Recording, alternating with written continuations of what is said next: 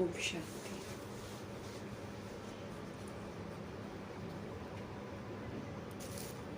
सभी तरह के खजानों से संपन्न बनकर हम आत्माओं को सेवाओं के लिए तैयार करने वाले शिव पिता परमात्मा जी का तहे दिल से धन्यवाद करेंगे। सर्व खजानों से संपन्न बनकर आज तक सभी खजानों का सहयोग देकर सेवा करने वाले व्यक्त ब्रह्मा, अव्यक्त ब्रह्मा, गुप्त बड़ी माँ, big brother, great great grandfather का रोल प्ले करने वाली आत्मा ब्रह्मा जी का तहे दिल से धन्यवाद करेंगे। धन्यवाद करते हुए दोनों ज़बरदस्त लाइट्स को हाजिर नाजिर करते हुए मीठे मीठे प्यारे प्यारे शिव पिता परमात्मा जी के महावाक्य हम उन्हीं से समझेंगे। ये समझ मीठे बाबा की पूरे यूनिवर्स में, तत्वों में, वायुमंडल में फैले दिल से दुआ करेंगे। मीठे परमात्मा जी की जो समझ है यूनिवर्स में मौजूद जितनी भी सोल्स हैं, चाहे वो आकारी में है चाहे वो साकारी में है, सभी आत्माओं तक मेरे बाबा की समझ पहुँचे, सबके बुद्धि के ताले खुले, सब पर बृहस्पति की दशा बैठे, दिल से दुआ करेंगे। उन आत्माओं तक प्रभु जी की समझ पहुँचे जो इस समय वृद्ध शरीरों में है, मोहताज हैं, रिश्तों में ही फंसी हुई हैं। तमाम आत्माओं को जो वैराग आए इस दुनिया से और बुद्धि का योग परमात्मा से लगे, ताकि आत्माएं जो हैं सर्व प्राप्तियां परमात्मा से कर सकें। हर आत्मा को समझ में आए कि हम आत्माओं का एक शिव पिता परमात्मा के सिवाय और कोई भी नहीं है। मीठे परमात्मा जी की समझ उन आत्माओं तक पहुँचे जो इस समय हम आत्माओं के साथ नकारात्मकता से जुड़े हुए हैं। हमने उन्हें संतुष्ट नहीं किया या फिर वही संतुष्ट नहीं हुए या हमने कुछ गलत किया, उन तमाम आत्माओं को हम प्रभु जी की वाणी समर्पित करेंगे। सब तक बाबा की समझ पहुँचे, क्योंकि हिसाब किताब हम आत्माओं के घने हैं, शरीर से नहीं निकल पाएंगे, कष्टों में रह जाएंगे। इसलिए जीते जी जब तक बाबा मौजूद हैं प्रभु जी के महावाक्य उन तमाम आत्माओं को समर्पित करेंगे जिनका भी हम आत्माओं के साथ नेगेटिव कनेक्शन हो रखा है, शिकवे शिकायत का है। ऐसी आत्माओं तक बाबा की समझ पहुँचे, उन आत्माओं तक पहुँचे जो हमारे साथ लौकिक में कनेक्टेड हैं लेकिन अभी तक ज्ञान में नहीं चल रहे हैं। तब सभी आत्माओं तक मीठे बाबा की मीठी मुरली की दस्तक होती रहे, दिल से दुआ करेंगे। उन आत्माओं तक प्रभु जी की समझ पहुँचे जो आकारी शरीरों में है, रोज़ शरीर छोड़ रहे हैं और इधर उधर आकारी शरीरों में भटक रहे हैं। उनसे संबंधित आत्माएं जो रो रही हैं, बिलख रही हैं, जिनको समझ नहीं है, सब तक प्रभु जी की समझ पहुँचे, सबके मन शांत हो जाएं और प्रभु से जुड़ जाएं। मीठे बाबा की मीठी मुरली की समझ उन आत्माओं तक पहुँचे जो इस समय गर्भ जेल में है और हर आत्मा को प्रभु का प्यार मिले, प्रभु की समझ मिले। मीठे बाबा की समझ उन आत्माओं तक पहुँचे जो हॉस्पिटलों में पीड़ित हैं, घरों में पीड़ित अवस्था में हैं, जो प्राकृतिक आपदाओं की शिकार हैं, जो दैहिक हिंसाओं की शिकार हैं, जो माया के प्रकोप में आकर अलबेली हो गई हैं, जो तंत्र मंत्र रिद्धि सिद्धि में उलझकर अलबेली हो गई हैं और तंत्र मंत्र के प्रभाव में आकर अलबेली हो गई है। उन आत्माओं के लिए प्रभु जी की समझ पहुँचे जो इस समय वाम मार्ग में है और जो वाम मार्ग में जाने की तैयारी कर रही हैं और जो चली गई अभी तुरंत, है ना। बहुत सारी आत्माएं बाबा के बच्चे अचानक इस दौर में जब विनाश होने वाला है तब वो विकारी हथियाला बांध रहे हैं। ऐसी आत्माओं तक प्रभु जी की समझ पहुँचे, सबको अपवित्रता से वैराग आए, दिल से दुआ करेंगे। मीठे बाबा की मीठी मुरली उन आत्माओं तक पहुँचे जो कुमार कुमारियों के शरीरों में है, जो छोटे शरीरों में है, सभी का बुद्धि का योग परमात्मा से लगा रहे। उन आत्माओं तक प्रभु जी की समझ पहुँचे जो अपनी संस्था बनाकर बैठे हैं, खुद भी गुमराह हैं, दूसरों को भी गुमराह कर रहे हैं। उन आत्माओं तक प्रभु जी की समझ पहुँचे जो भिन्न भिन्न सत्ताओं में बटी हुई हैं, भिन्न भिन्न वर्गों में बटी हुई हैं, भिन्न भिन्न मठ पंथों में, जाति के नाम पर, रंग रूप के नाम पर, नाम रूप के नाम पर और एरिया, अपने अपने हिस्से बना रखे हैं आत्माओं ने। सभी आत्माओं तक प्रभु जी की समझ पहुँचे। उन आत्माओं तक प्रभु जी की समझ पहुँचे जो इस समय वैश्याएं और कणिकाएं बन गई हैं, खुलेआम देह के धंधे कर रही हैं, जो उनसे ऐसे धंधे करवा रहे हैं या फिर पैसे की खातिर कहीं और से पैसा नहीं मिल रहा है, तो ये जरिया कई आत्माओं ने अपना लिया है। तो तमाम आत्माओं तक प्रभु जी की समझ पहुँचे, आत्माएं अपने स्वमान में वापस आए, पवित्रता के स्वमान में। दिल से दुआ करेंगे। उन आत्माओं तक प्रभु जी की समझ पहुँचे जो इस समय भूत प्रेत बन गए हैं, जो इस समय तंत्र मंत्र रिद्धि सिद्धियों में उलझ गए हैं, जो ह्यूमन फ्लैश एनिमल फ्लैश खा रहे हैं, जो शिकार कर रहे हैं, अपने शौक पूरे करने के लिए शिकार कर रहे हैं, अंग तस्करियाँ कर रहे हैं। आत्माएं बिल्कुल नीचे गिर गई हैं। तमाम आत्माओं तक प्रभु जी की समझ पहुँचे। उन आत्माओं तक प्रभु जी की समझ पहुँचे जो आज के समय में भिन्न भिन्न नशों में धुत होती जा रही हैं। सरकार भी, सत्ताएं भी उनको और बढ़ावा दे रही हैं, उनके लिए और सहज कर रही हैं कि जहाँ कहीं पब्लिक प्लेसेस हैं, मेट्रो स्टेशन है, बस स्टैंड है, वहाँ पर भी ठेके खोल रहे हैं ताकि लोग और पिएं। ऐसी आत्माएं जो वशीभूत होकर तरह तरह के नशों की शिकार हो गई हैं, गुटखों के शिकार, शराब के शिकार, ड्रग्स की शिकार, ऐसी आत्माओं तक प्रभु जी की समझ पहुँचे। आत्माएं जागृत हों, आत्माएं अपने स्वधर्म में वापस आएँ। दिल से हम सब दुआ करेंगे। मीठे मीठे बाबा की मीठी मीठी प्यारी प्यारी समझ उनके हर बच्चे तक पहुँचे। दिल से दुआ करेंगे। उन आत्माओं तक पहुँचे जो इस समय आतंकवादी बन गए हैं, भिन्न भिन्न तरह के बदलों के लिए बिल्कुल ही सुलग रहे हैं कि कब युद्ध करें, कब मारे। ऐसी आत्माओं तक प्रभु जी की समझ पहुँचे। दिल से हम सब दुआ करेंगे। उन आत्माओं तक प्रभु जी की समझ पहुँचे जहाँ अभी तक पहुँची नहीं है या फिर आत्माएं सुनना नहीं चाहती हैं, उनमें वो ताकत नहीं आई है। सभी आत्माओं में इस कलयुग के प्रति वैराग आए, कलयुग के रीति रस्मों प्रति वैराग आए। हर आत्मा सच्चाई को स्वीकार करे। दिल से हम सब दुआ करेंगे। अपने लिए तो दुआ करेंगे ही करेंगे कि हम आत्माओं ने जो हिसाब किताब बना रखे हैं वो श्रीमत पर चलकर हम फटाफट चुकता करें।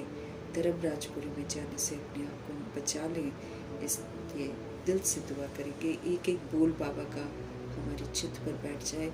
रोज़ का होमवर्क हम रोज़ ख़त्म कर लें, क्योंकि अब वो समय आ गया है कि आज का काम हम कल कर ही नहीं पाएंगे।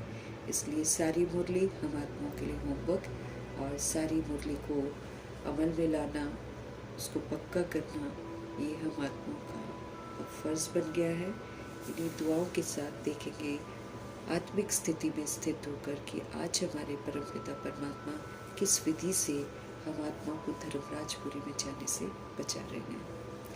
मीठे मीठे बाबा बोलो। मीठे बच्चे शिव बाबा के इस रचे हुए रुद्र यज्ञ की तुम्हें बहुत बहुत संभाल करनी है। भगवान जी ने ज्ञान यज्ञ रचा हुआ है, समझ, इससे हमको समझ मिलती है। तो शिव बाबा जो रचना रचते हैं वो बड़ी सुंदर रचना होती है। यज्ञ भी जो रचते हैं बहुत सुंदर रचते हैं, जिसमें सभी आत्माओं का कल्याण होता है। विश्व की सभी आत्माओं का, यूनिवर्स में मौजूद सभी आत्माओं का कल्याण होता है। तो शिव बाबा के इस रचे हुए रुद्र यज्ञ की हम आत्माओं को बहुत बहुत संभाल करनी है। ये बाबा का फरमान है। संभाल कैसे करेंगे? यज्ञ जो समझ देता है हमको, ये ज्ञान यज्ञ जिस बात की समझ देता है हमको, उस सारी समझ की बातें करके हमको समझदार बनना है। तब हम यज्ञ के रक्षक बनेंगे। हमको सभी को यज्ञ का रक्षक बनना है। एक एक बात, जैसे बाबा, जैसे मम्मा और जैसे दादियाँ एक एक बात को फॉलो करती थी, शिव बाबा की। तो वो क्या कर रही थी, वो रुद्र ज्ञान यज्ञ के रक्षक बने थे। उन्होंने कितना सुंदर संभाला है दादियों ने। बाबा के अव्यक्त होने के बाद बड़ी ही सुंदरता से संभाला है, बड़ी वफादारी से, ईमानदारी से आत्माओं ने यज्ञ को एकदम एक ऐसे लेवल पर लाकर छोड़ा जब बिल्कुल समाप्ति बाबा ने कर दी थी, है ना। 18 को समाप्ति हो गई ना, तो उसके बाद ही तो गई हैं दादियाँ। 20 तक उन्होंने अपने आप को, जनक दादी ने 20 में अपने आप को संपूर्ण कर लिया, गुलजार दादी ने 21 में कर लिया। फरिश्ता ही तो बन गए थे बोलो 2018 के बाद। अपनी अव्यक्त स्थिति बनाई उन आत्माओं ने, तो समाप्ति तो हो गई है। हम लोग को तो कणा दाना है बस। ये बचा हुआ टाइम है जिसमें बाबा कहते हैं 90% पुरुषार्थ करो। और 90% पुरुषार्थ नहीं, 90% तीव्र पुरुषार्थ करो, अर्थात उसमें कोई गलती नहीं होनी चाहिए। ये बाबा का फरमान है, ये बचने का फरमान है कि 90% कर लो, 10% मैं तुम्हें मार्क्स अपनी तरफ से दे दूंगा। ऐसे बाबा ने बोला ना। तो जब हम रुद्र ज्ञान यज्ञ की जो मर्यादाएं हैं, जब हम उन मर्यादाओं के अंदर रहते हैं, जब हम मीठे मीठे बाबा की मीठी मीठी श्रीमत पर पूरा चलते हैं, तब जाकर हम संभाल करते हैं। इसलिए बाबा हम आत्मा को समझते रहे कि ये जो यज्ञ उन्होंने रचा हुआ है, ज्ञान यज्ञ, इसकी हमें बहुत बहुत संभाल करनी है। इसके नियमों पर चलना है, ज्ञान को समझकर फिर समझ का पाठ बजाना है, सारे खजानों को सफल करना है, सारे स्वमानों को धारण करना है। सब कुछ करेंगे तब तो हम संभाल करेंगे ना, तब तो हमको प्राप्तियां होंगी। ये बेहद का यज्ञ है। इसमें हर आत्मा को स्वराज्य पाने का निमंत्रण मिला हुआ है। हम आत्माएं जो गुलाम हो गए थे अपनी कर्म इंद्रियों के, मन बुद्धि संस्कार के, आत्माओं के हम गुलाम हो गए, वस्तु वैभवों के हम गुलाम हो गए। आत्माएं बिल्कुल ही अधीन हो गई। अब बाबा हमको कहते हैं अपना स्वराज्य वापस लो, अपने पर राज्य करो। हमारा अपने पर राज्य नहीं था। रावण के राज्य में हम दूसरों पर राज्य कर रहे थे। और हर आत्मा इंडिपेंडेंट है, इसलिए कोई भी सोल राज्य करने नहीं देती है। इसीलिए चुप रहने की विधि को अपनाना है कि शांत रहेंगे और दूसरी सोच को स्वधर्म का सहयोग देंगे। मीठे मीठे बाबा हम आत्मा को समझते रहे। शिव बाबा के इस रचे हुए रुद्र यज्ञ की तुम्हें बहुत बहुत संभाल करनी है। कौन संभाल करेगा? जो नियमों पर चलेगा। नियमों पर चलना, श्रीमत पर चलना मतलब हम यज्ञ को संभाल रहे हैं। ये बेहद का यज्ञ है, सभी आत्माओं के लिए है ये यज्ञ। इसमें स्वराज्य पाना है, अपने ऊपर राज्य पाने की समझ मिलती है हर आत्मा को। इस राज्य से स्व पर राज्य करना मीन्स फिर स्वधर्म में रहना, स्वरूप में रहना, सतोगुणी पाठ बजाना, सतयुगी पाठ बजाना, सारी शक्तियों को यूज करना, उसका सभी को सहयोग देना, हर परिस्थिति में उसको यूज करना। जब हम इसमें कामयाब हो जाते हैं, जब हम सदा खुश रहते हैं, सदा संतुष्ट रहते हैं, तो हमने स्वराज्य पा लिया ना, क्योंकि फिर हम रहकर दूसरों को सहयोग देते हैं। ये है स्वराज्य। सबको देना है बस। ऐसे करते यज्ञ की संभाल। अपने पर राज्य करना है, अपनी जो चाहनाएं हैं ऐसा हो जाए वैसा हो जाए, उन चाहनाओं को त्याग देना है। इच्छा मात्रम अविद्या बनकर शिव पिता परमात्मा की श्रेष्ठ मत पर चलकर श्रेष्ठ मत का सहयोग देना।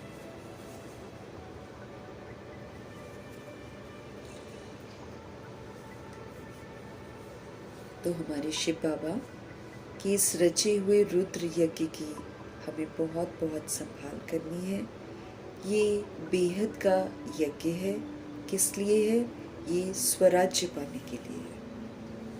अपने ऊपर राज्य पाना है, सतोगुणी सतयुगी पाठ बजाना है, फिर चाहे कुछ भी हो जाए। 7 गुणों का पिलर बन जाना है। किसी से चाहना नहीं रखनी है।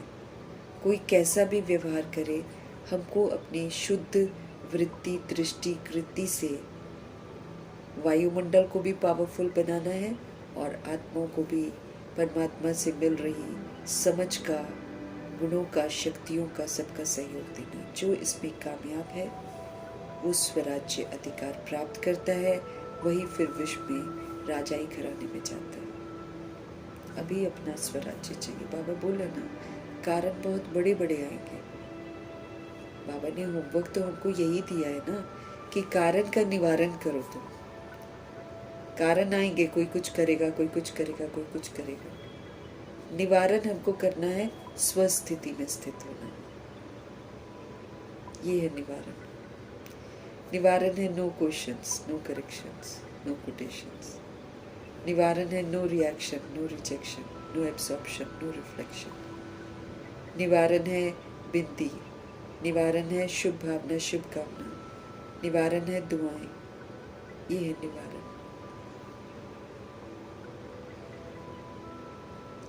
निवारण है सबको रिगार्ड देना है, सबको स्वमान में देखना है, सबको सम्मान देना है। ये है निवारण। बाबा की सारी श्रीमत है निवारण। कारण तो बहुत आएंगे, बाबा कहते हैं, और घने आएंगे कारण, लेकिन उसमें देखा जाएगा ना कितना हम सहन करते हैं, कितना हम साइलेंस की शक्ति को अपने अंदर में जमा करते हैं, कितना हम बाबा की दी हुई शक्तियों को यूज करके समेटते हैं, सहन कर ले। सारी चीजें देखी जाएंगी ना।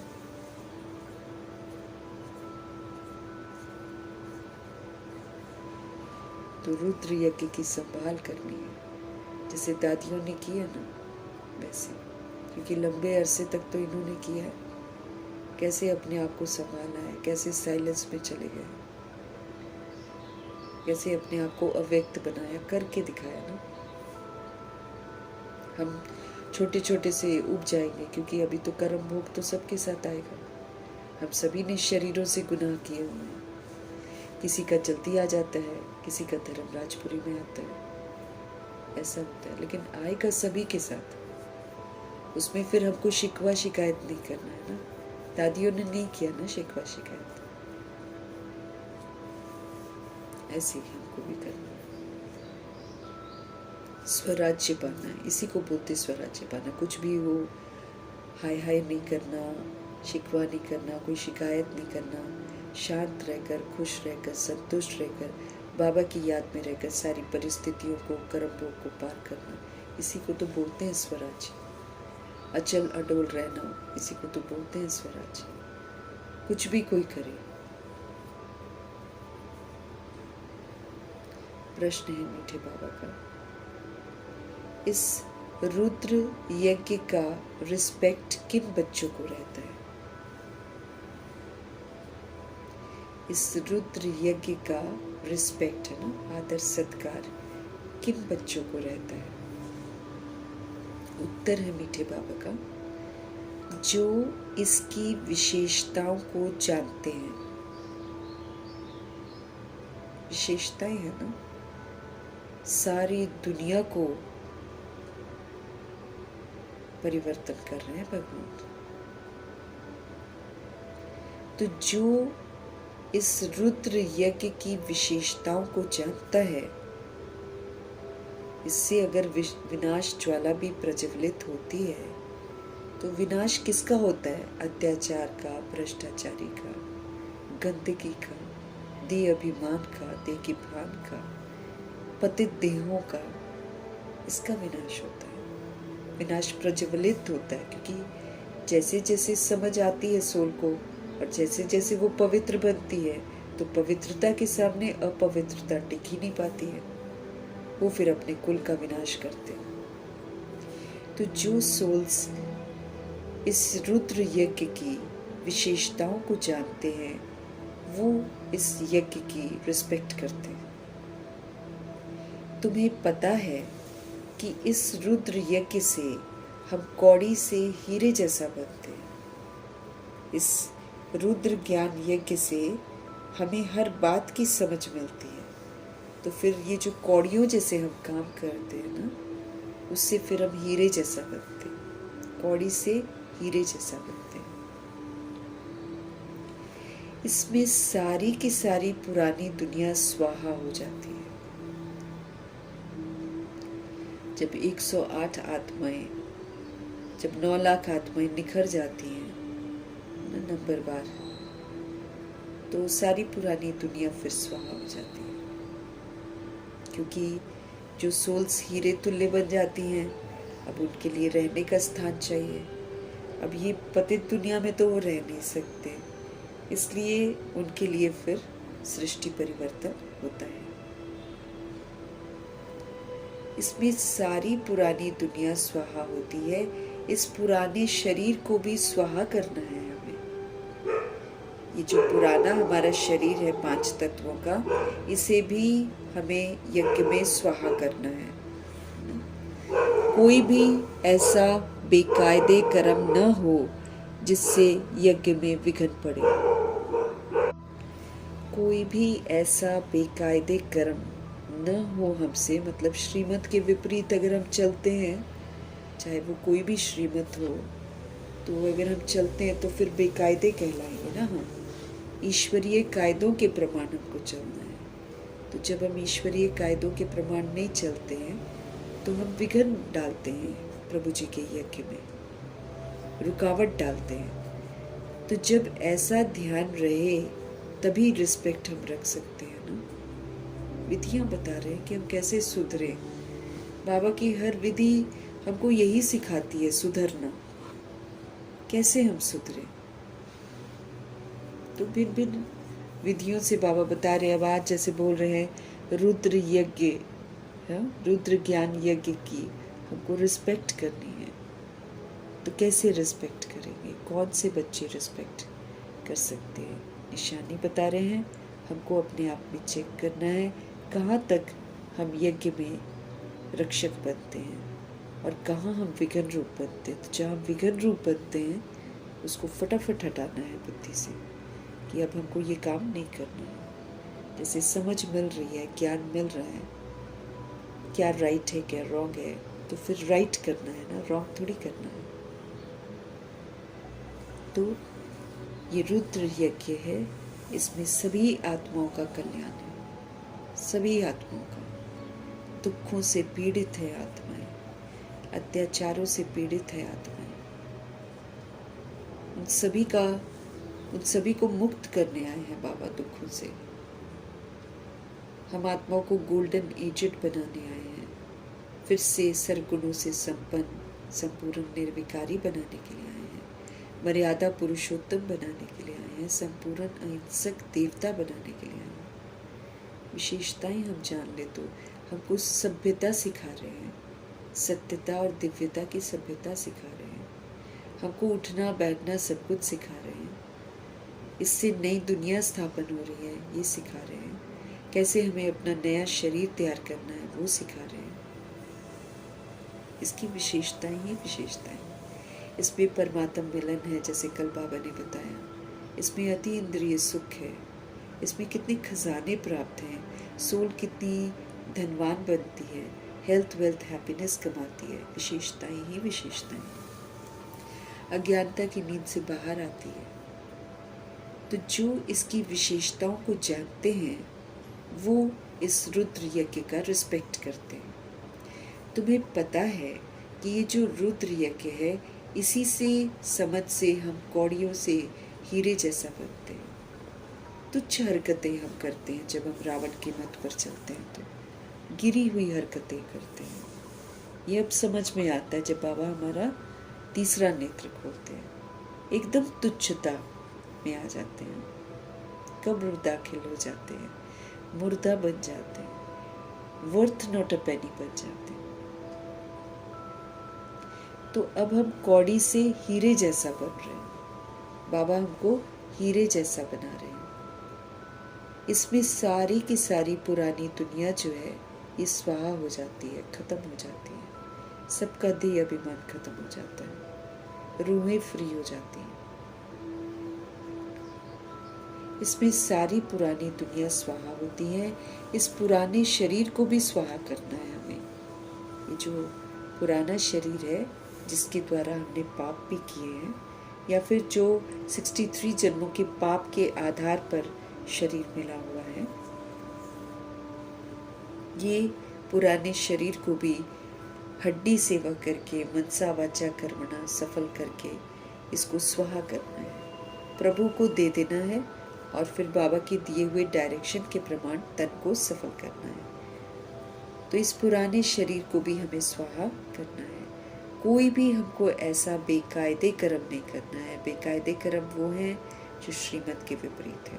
कायदे ईश्वरीय हम सभी को मिले हुए हैं, सुबह से लेकर रात तक के, उन्हीं कायदों के प्रमाण हमको चलना है। इसीलिए हमको ये चेक करना है कि हमारे से कोई भी बेकायदे कर्म ना हो, जिससे कि यज्ञ जो है प्रभु जी का उसमें कहीं विघ्न पड़े। तो जब जब हम स्वधर्म के विपरीत हैं, जब जब हम अपने आप को देह समझते हैं, तब तब हम यज्ञ में विघ्न रूप बनते। क्योंकि ईश्वरीय कायदा क्या है? अपने को आत्मा समझो, सबको आत्मा रूप में देखो, मुझे याद करो। ये कायदे हैं ईश्वरीय। तो जब इन कायदों पर हम चलते हैं तो हम यज्ञ की संभाल करते हैं।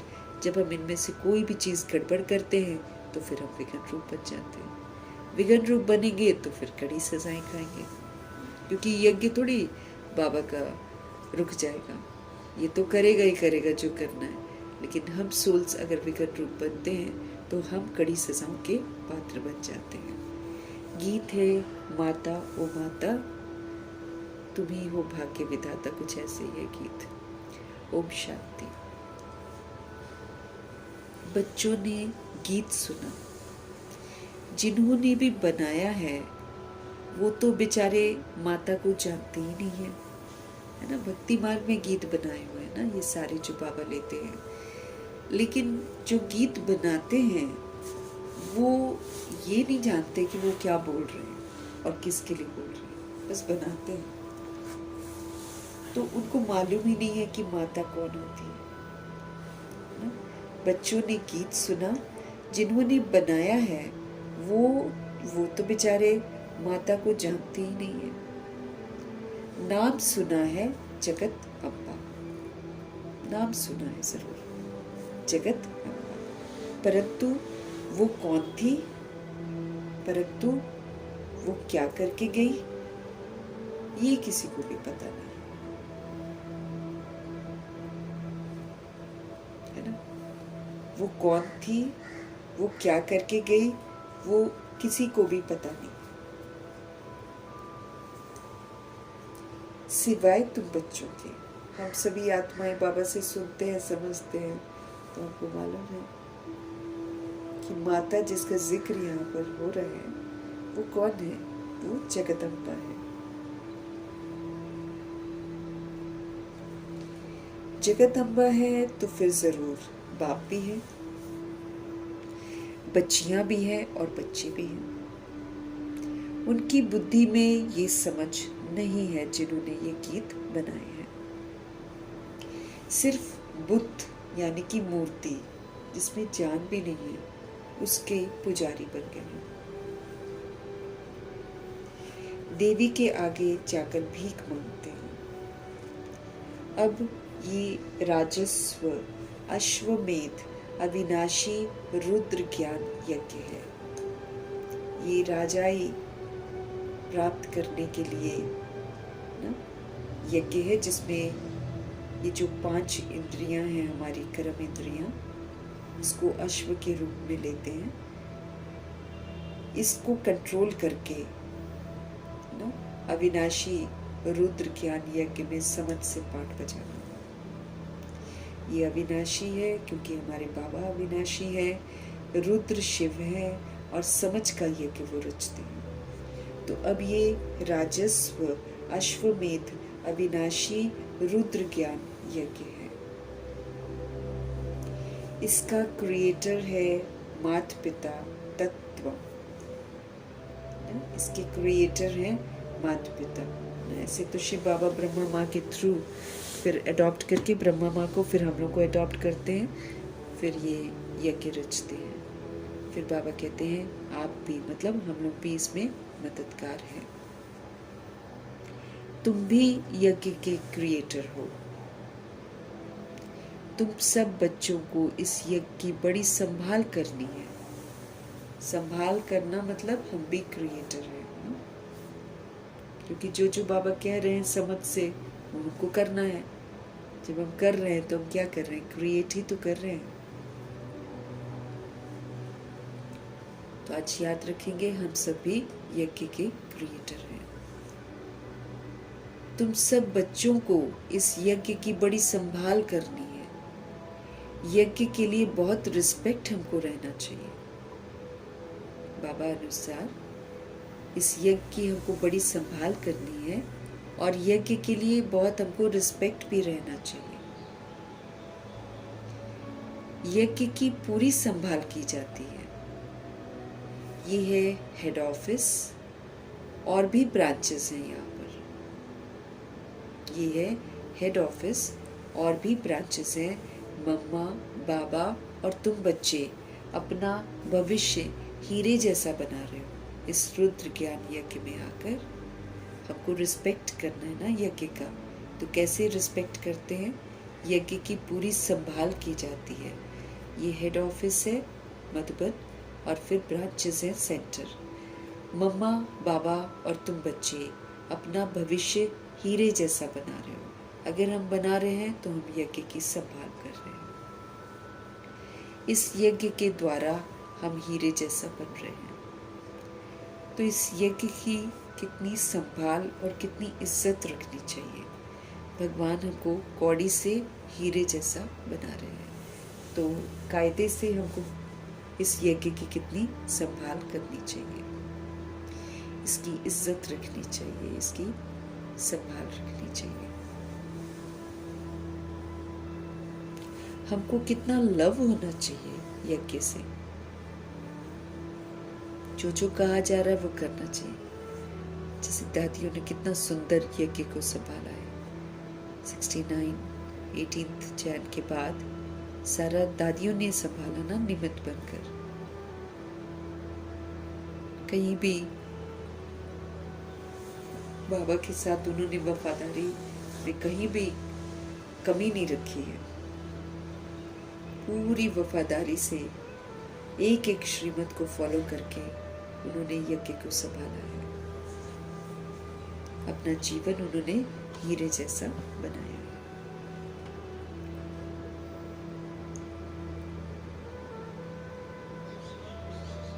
तो बाबा कहते हैं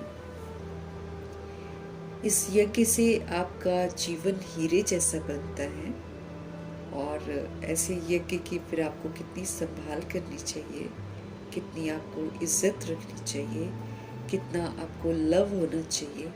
उसके लिए फिर आपको इस पुरानी दुनिया से कोई चाहना नहीं रखनी चाहिए, क्योंकि जब हम इच्छाएं रखते हैं, कहीं ना कहीं आत्माओं से एक्सपेक्टेशंस रखते हैं, या चारों तरफ के वायुमंडल से एक्सपेक्टेशंस रखते हैं, या लोगों से एक्सपेक्टेशंस रखते हैं, तो वो हम उसी एक्सपेक्टेशन के पीछे ही रह जाते हैं।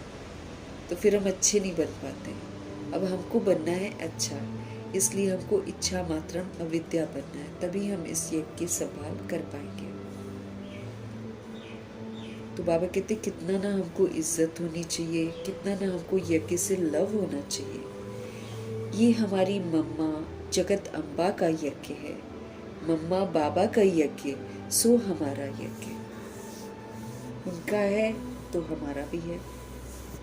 इसको अपना समझना है, ये हमारा यज्ञ है। यज्ञ की वृद्धि करनी होती है कि यज्ञ में आकर बहुत बच्चे अपने बाप से वर्षा लेवें। यज्ञ की वृद्धि करनी होती है ना। इस यज्ञ में खाली ये थोड़ी कि मम्मा बाबा हैं और दादियाँ हैं। 16,108-33 करोड़ आत्माएं इस यज्ञ में आएंगी, तो इसकी वृद्धि करनी होती है कि यज्ञ में आकर बहुत बच्चे अपने बाप से वर्षा ले गए। जितना जितना श्रीमत पर चलते हैं उतना उतना आत्माओं को आकर्षण होता है। दादियों ने कितनों को बनाया है बाबा का। विदेशी देखो कितना अच्छा चल रहा है, दादियों ने उनको कितना अच्छा सींचा है। ब्रह्मा बाप शिव बाबा जैसे पालना उन्होंने ली है उनसे, वैसी पालना उन्होंने दी है, तो वृद्धि की है ना। तो बाबा कहते हैं यज्ञ की वृद्धि करनी होती है कि यज्ञ में आकर बहुत बच्चे अपने बाप से वर्षा ले गए। बल खुद नहीं ले सकते हैं, खुद को फुर्सत नहीं है, तो अच्छा औरों को निमंत्रण दे दो। कई हैं जिनको टाइम नहीं है या फिर नहीं ले पाते होंगे कुछ वजह से, तो बाबा कहते बल खुद नहीं ले सकते हो, खुद को आपको फुर्सत नहीं है, तो ठीक है आप औरों को निमंत्रण तो दे दो।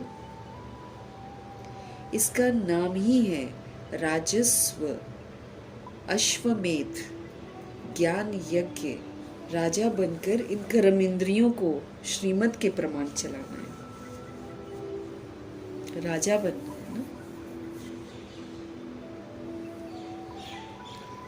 तो बाबा कहते हैं इसका नाम ही है,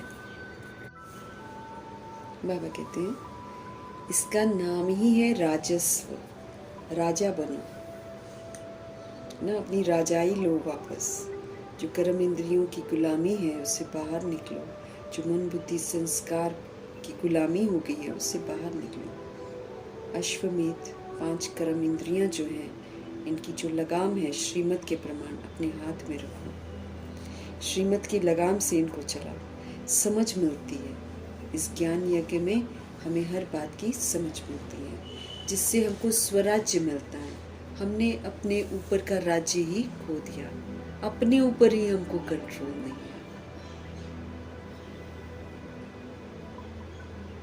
है ना।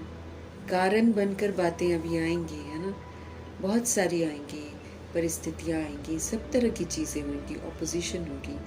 वो इसलिए हो रही है ताकि हम देखें कि हमने स्वराज्य प्राप्त किया है या नहीं, क्योंकि होगा नहीं तो हमको पता कैसे चलेगा, फिर अंतिम परीक्षाओं में तो फेल हो जाएंगे हम। इसीलिए अनुभवी मूर्त बनने के लिए हमारे पास सारी सोल्स डिफरेंट डिफरेंट टाइप की आती हैं। उसमें एक्चुअली हमको घबराना नहीं है, उसमें फिर वही है ना, बाबा कहते हैं अगर आपके पास इच्छाएं होंगी, कामनाएं होंगी, तो फिर आप सामना नहीं कर पाएंगे। कोई कमी कमजोरी यूज कर रहा है, हमको यूज नहीं करना है, हमको स्वधर्म का सहयोग देना है, हमको स्वरूप का सहयोग देना है। लेकिन अगर मेरे को उससे कामना होगी कि इसको ऐसे करना चाहिए, इसको वैसे करना चाहिए, तो उसकी हरकतें देखकर हम रुक ही नहीं पाएंगे, हम फिर रिएक्ट रिजेक्ट करेंगे।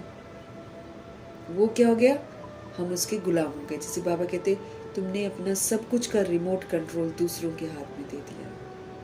वो आपको अच्छा बोलते हैं तो आप अच्छा फील करते हो, वो आपको बुरा बोलते हैं तो आपको बुरा लग जाता है। इसीलिए ये जो बाबा कहते हैं मान अपमान निंदा, है ना, स्तुति हार जीत, सब में हमको एक समान बनना है। मना ना कोई चीज़ हमको आकर्षित करती है और ना कोई चीज़ हमारे अंदर में घृणा पैदा करती है। आप तारीफ कर लो तो भी हम वैसे के वैसे ही अपने स्वमान में, तुम बुराई कर दो तो भी हम वैसे के वैसे अपने स्वमान में। इसको बोलते हैं राजाई। हम सब गुलाम से हो गए हैं। दूसरा बाबा कहते दूसरा कोई भी आपको हिला देता है, आपको गुस्सा दिला देता है, आपको रुला देता है, तो हम क्या हो गए, हम अगले की गुलाम हो गए। तो ऐसे तो दुखी परेशान है सभी आत्माएं। हिसाब किताब भी है आत्माओं का। तो ये जो समझ मिलती है हमको इस ज्ञान यज्ञ से, इससे हम फिर से अपना स्वराज्य लेते हैं। मतलब दुनिया चाहे कुछ भी कहे, हम सबको सुख शांति प्रेम आनंद शक्ति समझ का ना, और पवित्रता का, सत्यता का, दिव्यता का, सारे दैवी गुणों का हम सहयोग देंगे। ये हम आत्मा को प्रतिज्ञा करनी है, हम देंगे, कोई दे चाहे नहीं दे, हम देंगे। ये जो इच्छाएं हैं ये हमको अच्छा बनने ही नहीं देती हैं, इसलिए हमको बहुत अपने आप को समझाना है क्यों मुझे ऐसे करना है और क्यों मुझे वैसे नहीं करना है। कैसे ये मेरे बाबा का यज्ञ है, मुझे ऐसे इसकी संभाल करनी है। अपने आप को मुझे समझाना है, मुझे यहाँ पर इस दुनिया में किसी चीज़ की चाहना नहीं रखनी है। चाहना रखेंगे तो हम कभी भी स्वराज्य अधिकारी नहीं बनेंगे। बाबा की शिक्षाएं, रावण राज्य में अगर रावण की मत के प्रमाण देखें तो लगेगा कि ये हार है हमारी। ये देह अभिमान की अकड़ बहुत होती है ना, तो हमको लगेगा ये तो हम हार रहे हैं, ऐसे कैसे हम चुप कर जाए। लेकिन प्रभु की शिक्षाएं एक्चुअली आत्मा की जीत है, आत्मा को पावरफुल बनाती है। हम गुस्सा करते हैं, कितना शक्तिहीन हो जाते हैं गुस्सा करके, और हम शांत रहकर देखें अगर श्रीमद् प्रमाण, तो हम सशक्त फील करेंगे। इस विधि से अपने आप को समझाना है कि प्रभु की जो शिक्षाएं हैं वो मेरे लिए कल्याणकारी हैं। बाबा की शिक्षाएं कल्याणकारी हैं।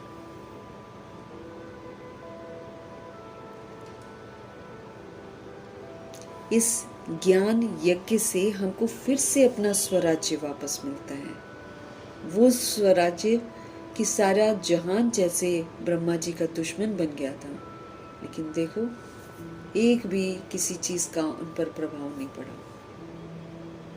वो स्वस्थिति में रहे, वो स्वधर्म में रहे और सभी सोल्स को स्वधर्म का सहयोग दिया, तो बन गए वो विश्व के महाराजन। और वो कितने शांत रहे, कितने स्थिर रहे, कितने अचल रहे, अडोल रहे।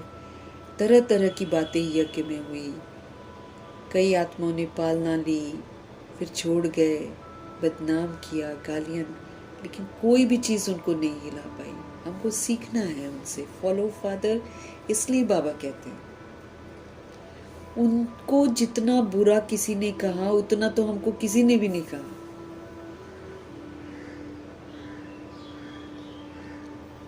हमको तो चलो परिवार वालों में से किसी सोल ने कुछ कहा होगा, उनको तो जो नहीं जानता है क्या है, अनजान, सब दे रहे थे गालियां।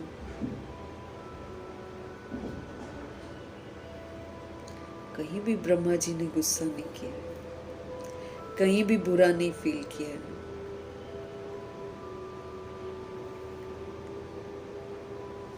कहीं भी उनके मन में किसी के प्रति कोई भावना चेंज ही नहीं हुई है।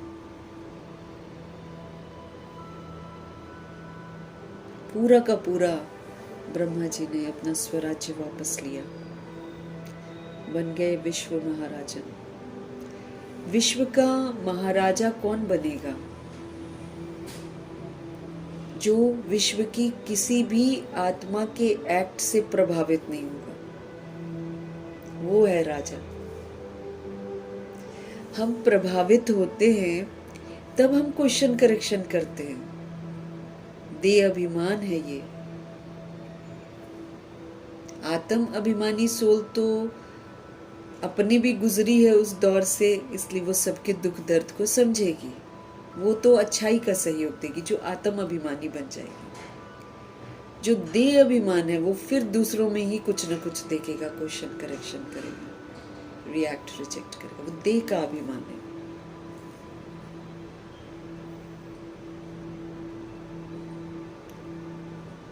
तो ये चैलेंज है कि दुनिया विरुद्ध हो जाएगी, जिनको हम अपना समझते हैं वो भी आधार टूट जाएगा,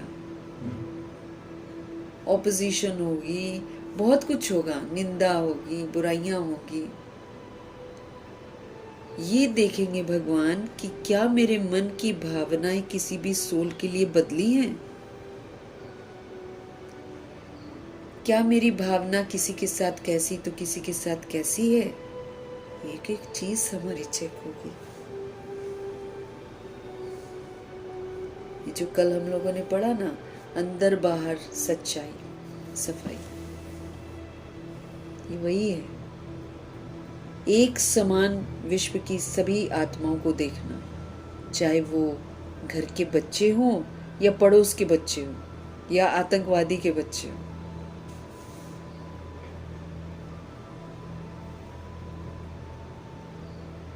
अभी देखो ईरान में छोटे छोटे बच्चे बंदूक लेकर, मतलब अपने देश के लिए जैसे करते हैं ना, छोटे छोटे बच्चे।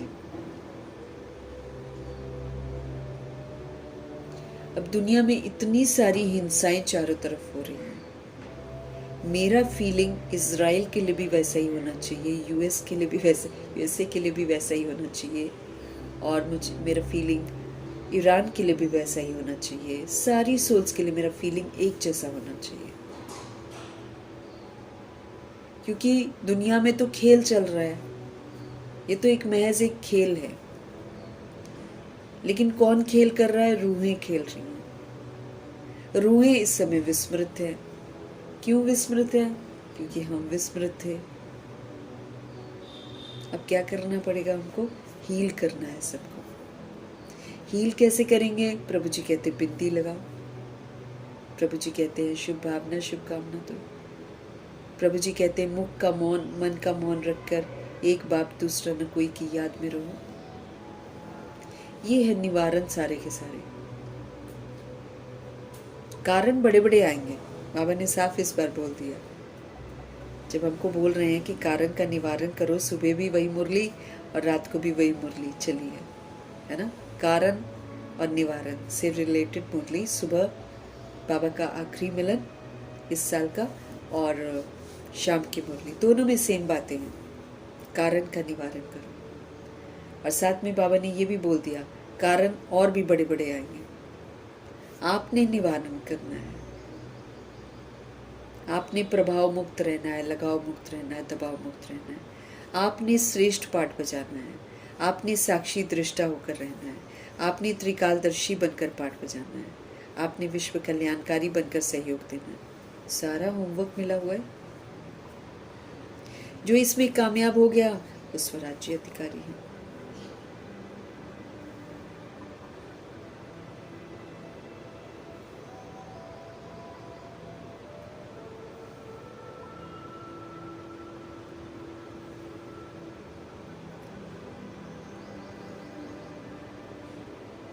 समझ से हमें अपना खोया हुआ राज्य वापस लेना है।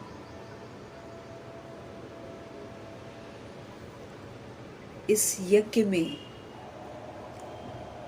पुराने शरीर को भी स्वाहा करना होता है। प्रभु को दे दिया तन, फिर प्रभु डायरेक्शन दे रहे हैं कि इसको कैसे यूज करना है, फिर वैसे यूज करना है। इस यज्ञ में पुराने शरीर को भी स्वाहा करना होता है।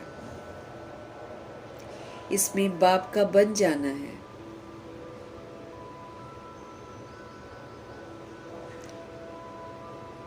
सब कुछ स्वाहा करना मतलब भगवान के बन जाना, मतलब जो भगवान कहते फिर वो करना है हमको। उसको बोलेंगे ना कि हम बाबा के बन गए। अगर हम कहना नहीं मानते तो हम बाबा के बने ही नहीं हैं, और बाबा के बने नहीं हैं तो फिर बाबा हमारी रक्षा नहीं करेंगे।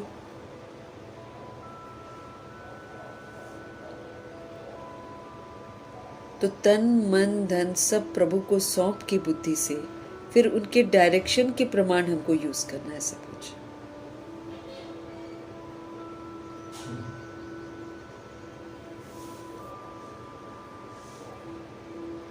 यज्ञ कोई मकान नहीं है, ये तो बेहद की बात है। जिस यज्ञ में सारी विश्व स्वाहा होनी है, जो इस यज्ञ में तन मन धन से स्वाहा होकर सुधर जाता है, उसके पीछे फिर सारा विश्व जो है स्वाहा हो जाता है।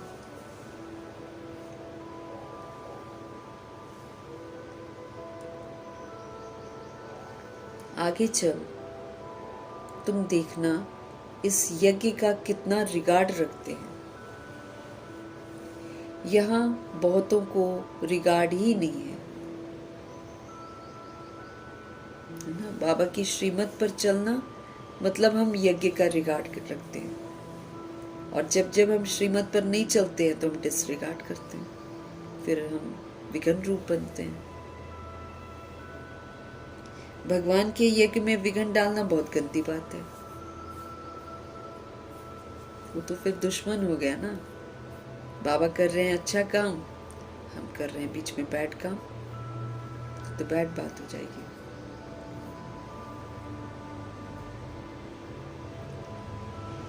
यहाँ बहुतों को रिगार्ड नहीं है। इतने सब यज्ञ के बच्चे हैं, बच्चे पैदा होते रहते हैं, तो इस यज्ञ की कितनी इज्जत रखनी चाहिए। जो ज्ञान कहे वो हमको करना चाहिए, इज्जत रखनी चाहिए। परंतु बहुत हैं जिनको यज्ञ की कदर ही नहीं है।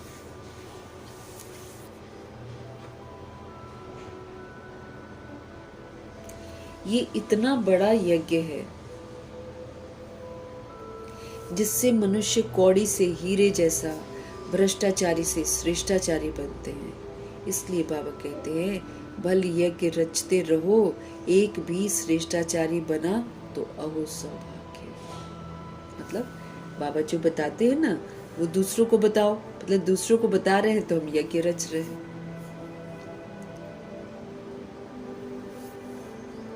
उसमें से एक भी अगर श्रेष्ठाचारी बन गया तो अहो सौभाग्य।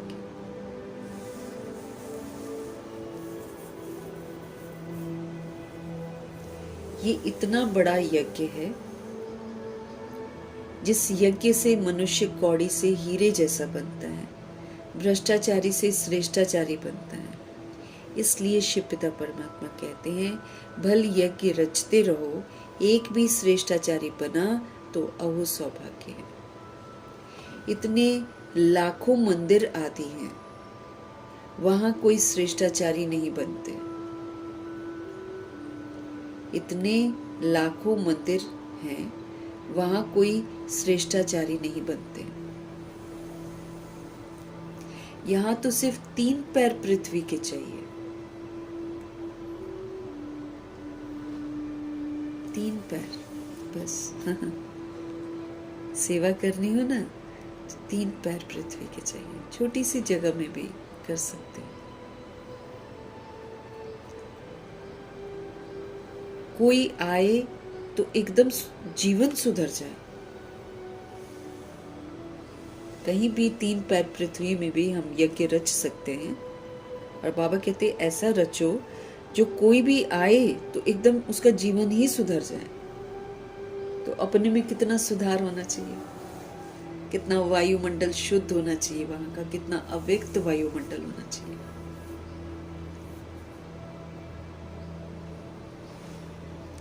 कितनी इज्जत होनी चाहिए यज्ञ की।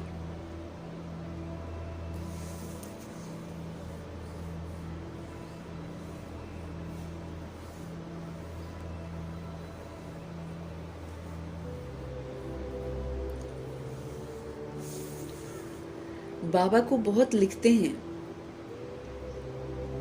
बाबा को बहुत लिखते हैं, बाबा हम अपने घर में खोलें पाठशाला। बाबा कहते, अच्छा बच्चे, भल यज्ञ भूमि बनाओ। अगर किसी के घर में जगह है तो बनाओ। बाबा कहते हैं कोई ना कोई का कल्याण होगा। नाम कितना सुंदर दे रहे हैं, यज्ञ भूमि। यज्ञ में क्या होता है? तपस्या। तो वहां तप हो। फिर ऐसे भी खोलना बहुत गड़बड़ हो जाता है ना। हाँ, कहीं हमने खुलवा दिया, वो ठीक है, ओके, कोई दूसरा बैठ रहा है, देख रहा है, वहां पे डिससर्विस नहीं करनी है ना, आपको विघन नहीं बनना है।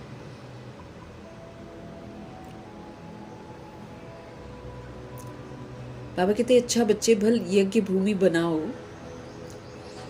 यज्ञ भूमि सुंदर नाम है। इससे क्या होगा? याद रहेगा कि हमको तप करना है, कोई ना कोई का कल्याण होगा। इस यज्ञ की बहुत भारी महिमा है। प्रभु जी जो यज्ञ रचते हैं, इसकी बहुत भारी महिमा है। यज्ञ की भूमि है जहाँ बच्चियां औरों का कल्याण करती रहती हैं। अगर हम दूसरी सोल्स का कल्याण करते हैं ना, तो यज्ञ की भूमि है वो।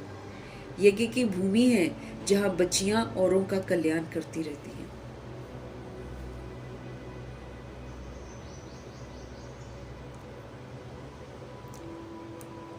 ऐसे यज्ञ का बहुत मान चाहिए, बड़ा रिगार्ड रखना है बाबा के यज्ञ का। परंतु ज्ञान पूरा न होने के कारण इतना रिगार्ड ही नहीं है। पता है, हमको ज्ञान को भी बड़े अच्छे से समझना है। ऊपर ऊपर से मुरली पढ़कर हम ज्ञान को नहीं समझ सकते। इसकी गहराइयों को समझना बहुत जरूरी है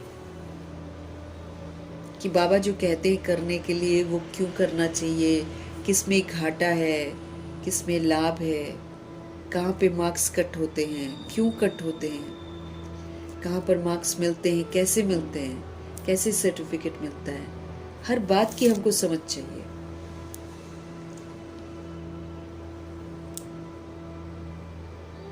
क्यों कर रही हैं आत्माएं अभी ऐसा, क्यों बना रहे हैं बॉम्ब्स, क्यों हो रही हैं लड़ाइयाँ, समझना है ना इसको। नहीं समझेंगे तो हम उनका क्वेश्चन करेक्शन करते जाएंगे।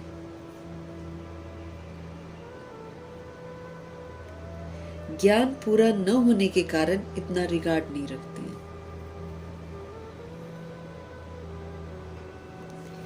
यज्ञ में विघ्न डालने वाले बहुत हैं।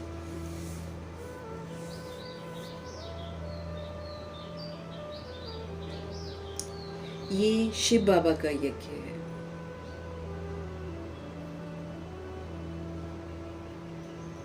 ये शिव बाबा का यज्ञ है। तो मात पिता इकट्ठे हैं। इन मम्मा बाबा से तो कुछ भी नहीं मिलता, वो तो खुद ले रहे हैं।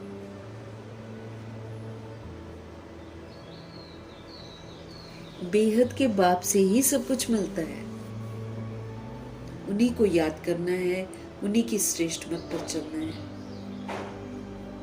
हाँ, कर्म में जहाँ हमको लगे कि ये बड़ा डिफिकल्ट है, वहां फिर ब्रह्मा जी को देख लेना है, क्योंकि उन्होंने करके दिखा दिया है। तो जिसने करके दिखा दिया उसको देखकर इजी हो जाता है सब कुछ।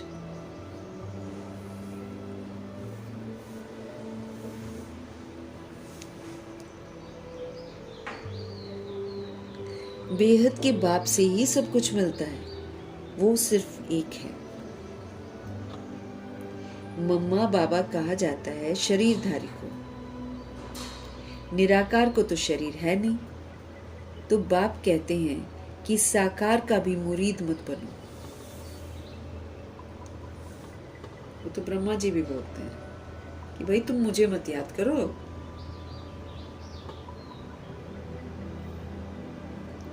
देने वाला एक शिव बाबा है, उन्हीं को याद करना है। तो बाप कहते हैं कि साकार का भी मुरीद मत बनो, अब तो तुम सिर्फ मुझे याद करो, माँ में कम याद करो। ये बाबा यानी कि ब्रह्मा जी भी मुझे ही याद करते हैं। चित्रों में दिखाते हैं राम कृष्ण ब्रह्मा आदि सब उनको याद करते हैं, ऐसे हैं नहीं। चित्रों में दिखाते हैं राम कृष्ण ब्रह्मा आदि सब उनको याद करते हैं, लेकिन बाबा कहते हैं ऐसे है नहीं। वहां तो कोई याद करते ही नहीं है। जहाँ राम होते हैं कृष्ण होते हैं, वो थोड़ी याद करते हैं। साकार ब्रह्मा याद करते हैं, लेकिन फिर अव्यक्त बन जाते हैं तो फिर थोड़ी याद करते हैं। तब तो बाबा के साथ बाप समान बनकर सेवा करते हैं।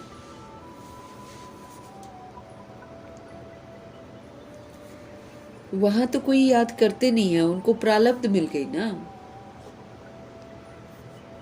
उनको याद करने की क्या दरकार है।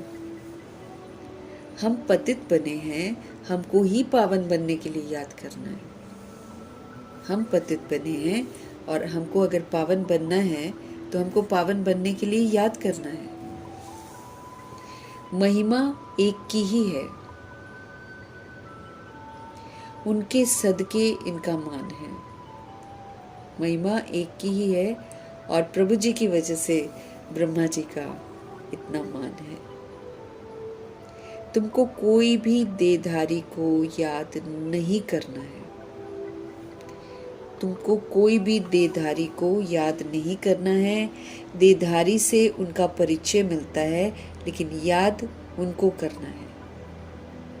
देहधारी से, अब जैसे सेवाएं करते हैं ना, तो देहधारी से सबको भगवान जी का परिचय मिलता है, लेकिन इसका मतलब ये थोड़ी है कि जो परिचय दे रहा हम उसको याद करना शुरू कर दें। तो देहधारी से शिव पिता परमात्मा का परिचय मिलता है, लेकिन याद शिव पिता परमात्मा को ही करना है। बाबा भी देहधारी है, ब्रह्मा जी भी देहधारी हैं, सब परिचय देते हैं भगवान का। परंतु बहुत ऐसे भी बेसमझ बच्चे हैं जो कहते हैं हम तो डायरेक्ट शिव बाबा की प्रेरणा से ज्ञान ले सकते हैं। अब ऐसा भी नहीं है। याद नहीं करना है ब्रह्मा जी को, लेकिन अगर कोई डिसरिगार्ड करता है ना ब्रह्मा जी का, तो शिव बाबा को बिल्कुल पसंद नहीं आता है।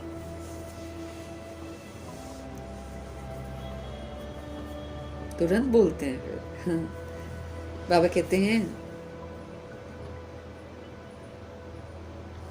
सब, बाबा भी देहधारी है, सब परिचय देते हैं, परंतु बहुत ऐसे भी बेसमझ बच्चे हैं जो कहते हैं कि भाई हम तो डायरेक्ट शिव बाबा की प्रेरणा से ज्ञान ले सकते हैं। बाबा कहते हैं अगर ऐसा होता तो फिर इस रथ में उनको आने की क्या दरकार पड़ी, वो तो फिर ऊपर से ही कर देते प्रेरणा। हम इतने सशक्त है ही नहीं कि हम प्रेरणा को कैच कर सके।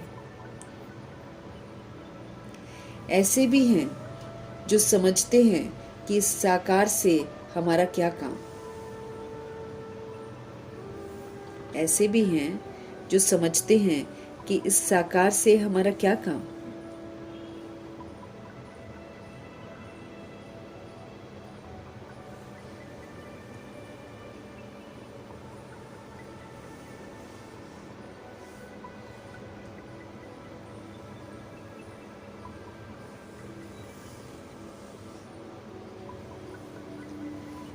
बाबा कहते हैं अगर ऐसा होता तो फिर इस रथ में उनको आने की क्या दरकार पड़ी है। ऐसे भी हैं जो समझते हैं इस साकार से हमारा क्या काम। बाप कहते हैं मन मना भव, मन को मेरे में लगाओ। रिगार्ड तो ब्रह्मा जी का पूरा रखना है। अगर वो नहीं होते तो शिव बाबा से कहाँ हम मिल सकते थे। और कितना सुंदर पुरुषार्थ करके वो उनको सुंदर विधियां एकदम सहज बताते हैं। तो रथ तो बहुत होवनहार है, उनका तो बहुत रिगार्ड रखना है। गुलजार दादी जी का भी बहुत रिगार्ड रखना है। याद शिव बाबा को करना, उनको याद करो, परंतु थ्रू तो इनके कहते हैं ना, तो फिर नंबरवार रिगार्ड रखना होता है कि नहीं। सबसे ज्यादा रिगार्ड शिव बाबा का है ना, फिर ब्रह्मा जी का, गुलजार दादी जी का रिगार्ड रखना है भाई। ये लोग इतने काबिल थे, इतने पवित्र बने, इतना अपना परिवर्तन किया, तब तो प्रभु जी ने यूज किया है, तो रिगार्ड तो पूरा पूरा रखना है। रिगार्ड वही रखेंगे जो नंबरवार गद्दी पर बैठने वाले होंगे, वो रिगार्ड रखेंगे, वो कहना भी मानेंगे, श्रीमत पर चलेंगे। मम्मा बाबा पहले बैठेंगे राजगद्दी पर, फिर उनको फॉलो करना है ना। बहुत प्रजा बनानी पड़े, मर्तबा भी बहुत ऊंच है। डरने की यहाँ पर कोई बात नहीं है, डरना नहीं है, सुधारना है अपने आप को। एरोप्लेन में कोई नए चढ़ते हैं तो जैसे कि डरते हैं, कोई तो देखो चंद्रमा के ऊपर जाते रहते हैं, प्रैक्टिस की बात है ना, परंतु उनसे फायदा कुछ भी नहीं होना है, ये तुम जानते हो। वो समझते हैं कि मून के ऊपर भी हम राजधानी बनाएंगे, दे अभिमान है ना, परंतु ये कुछ भी होना नहीं है, कोई कुछ नहीं कर सकता। डाउनफॉल है ना, गिरावट है, इसलिए दे अभिमान में इंसान अकड़ता है, ये गिरावट है।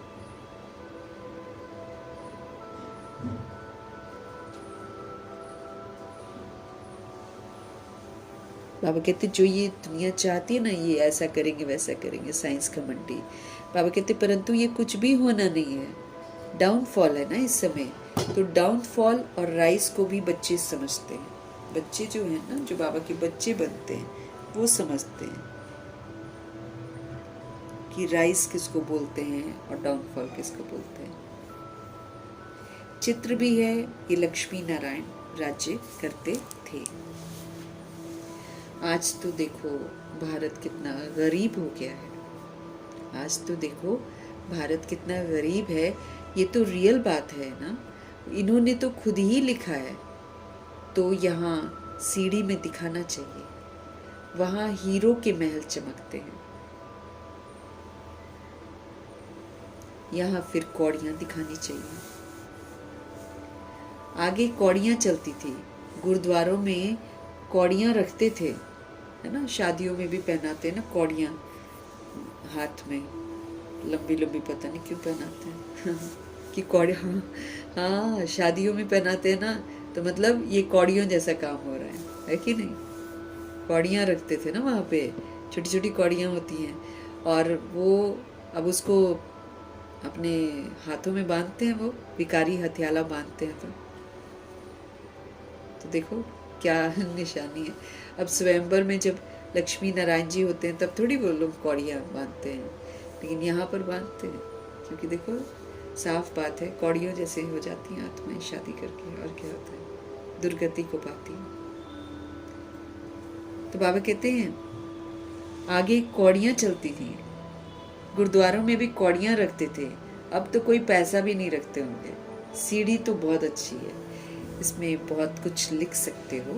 मम्मा बाबा के साथ बच्चों का भी चित्र हो, और ऊपर में आत्माओं का झाड़ भी हो। नए नए चित्र रेडी होते जाएंगे, समझाने में भी बड़ा इजी हो जाएगा। डाउनफॉल कैसे होता है, फिर राइज कैसे होता है। हम निराकारी दुनिया में जाकर फिर साकारी दुनिया में आते हैं। अभी हम जाएंगे निराकारी दुनिया में जहाँ आत्माएं होती हैं, फिर से सतयुग में साकारी दुनिया में आएंगे।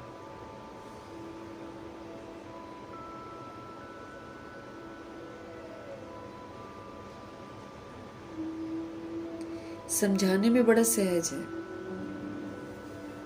बाबा कहते समझते नहीं है तो समझा जाता है, इनकी तकदीर में नहीं है। ड्रामा को साक्षी होकर देखा जाता है।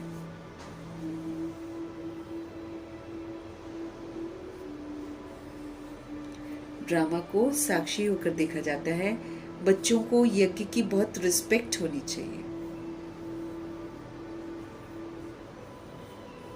बच्चों को यज्ञ की बहुत रिस्पेक्ट होनी चाहिए। यज्ञ का एक पैसा भी बिगर पूछे उठाना व माता पिता की छुट्टी के बिगर किसी को दे देना, ये तो महान पाप है। यज्ञ का है ना।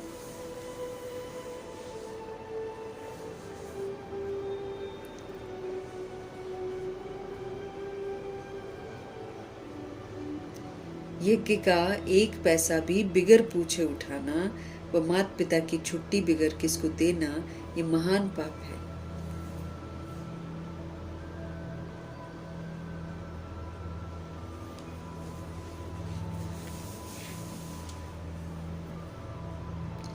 कर नहीं सकता ना कोई भी ऐसा।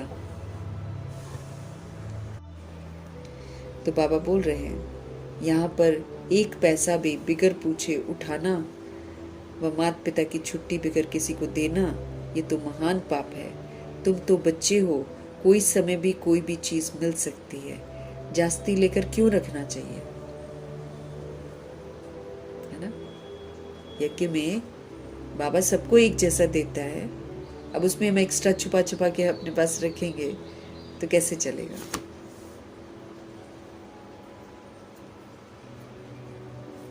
जैसे पांडव भवन, बाबा कहते हैं बिगर छुट्टी कुछ लेना नहीं। बाबा कहते तुम तो बच्चे हो, तुमको तो कोई समय भी कोई भी चीज मिल सकती है, जास्ती लेकर क्यों रखना चाहिए।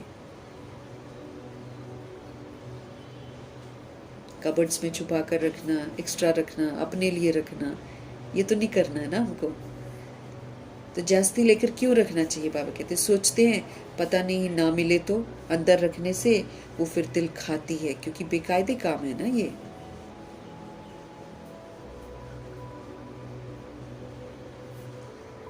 सारा ध्यान इस समय हमारा अपने आप को संपन्न और संपूर्ण बनाने का और खजाने जमा करने का होना चाहिए।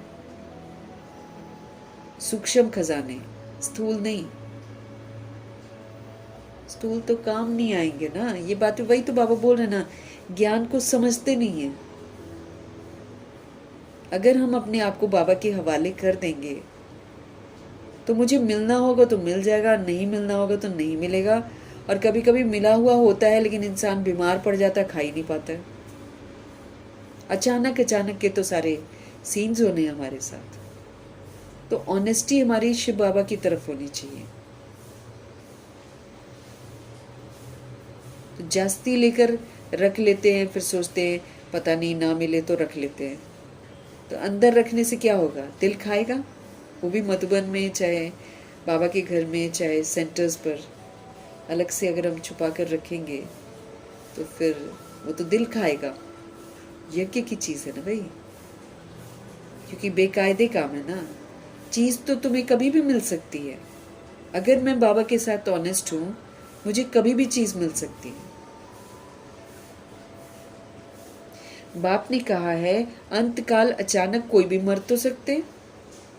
हम जमा भी कर ले, 6 महीने का रख लें और मर जाए हम उससे पहले। अरे तो मरने से पहले जो तैयारी करनी है वो करो। उस तरफ मेरा ध्यान रहना चाहिए कि मैं इकट्ठा कर लूँ 6 महीने का। अता पता है नहीं कि कल तक भी जिएंगे कि नहीं जिएंगे। क्या करेंगे? रख कर, छुपा कर। हम आम लोगों की तरह थोड़ी कर सकते हैं। हमको फिक्र होनी चाहिए संपन्न और संपूर्ण बनने की। हमको फिक्र होनी चाहिए कि धर्मराज की सजाओं से हम बच जाएं, न कि हम राशन इकट्ठा करें, ये इकट्ठा करके रख ले, वो इकट्ठा करके रख ले। बेसमझी है ये तो। क्योंकि जब 5 तत्व हमला करेंगे वो तो ऐसी की तैसी कर देंगे। तो उससे अच्छा है प्रकृति की सेवा करो, प्रकृति को शांत करो, कि जो थोड़ा बहुत भी होएगा उसको प्रकृति नुकसान नहीं पहुंचाएगी, रुक जाएगी। ऐसा बनो, इसकी फिक्र हमको होनी चाहिए।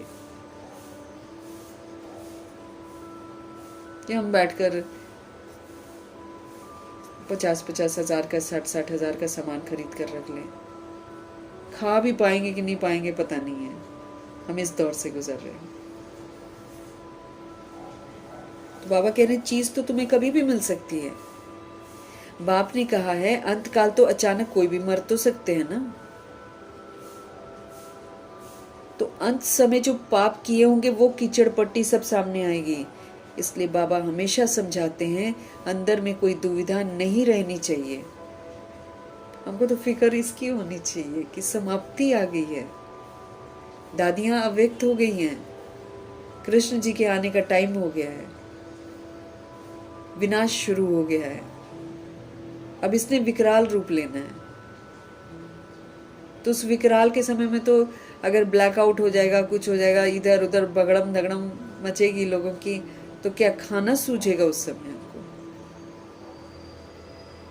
जब इंसान के साथ कुछ होता है, जान बचाने की बात होती है, तो इंसान तो भागता है सब कुछ छोड़ छाड़ के। तो अगर हमने उसको 6 महीने का जमा किया हुआ है, वो तो काम भी आएगा कि नहीं आएगा वो भी पता नहीं है हमको।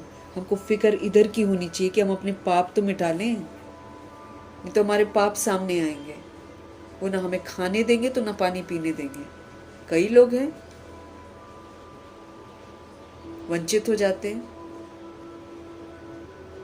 किसी को अचानक पैरालिसिस हो जाता है, किसी का हार्ट अटैक हो जाता है, किसी का ब्रेन हैमरेज हो रहा है, किसी का कुछ हो रहा है, किसी का कुछ हो रहा है। पैसा जोड़ता ही रह जाता है इंसान। तो बाबा स्पष्ट कर रहे हैं भाई अंतकाल अचानक कोई भी मर तो सकते हैं ना। 2 महीने की बातें सोचते हैं, 6 महीने की बातें सोचते हैं, आज का भरोसा नहीं है हमारा। फिक्र तो हमको आज की होनी चाहिए, वर्तमान में हमको जीना है। और जब हम यज्ञ में हैं, हम बाबा के यज्ञ में हैं, तो बाबा खिला रहा है ना। तो अगर रोटी देनी होगी तो वो तब भी देगा जब सब जगह बंद हो जाएगा। तो एक बाबा ही विनाश के समय में खिला सकता है और कोई खिला भी नहीं सकता। हम खुद जमा करके भी खा नहीं सकते हैं।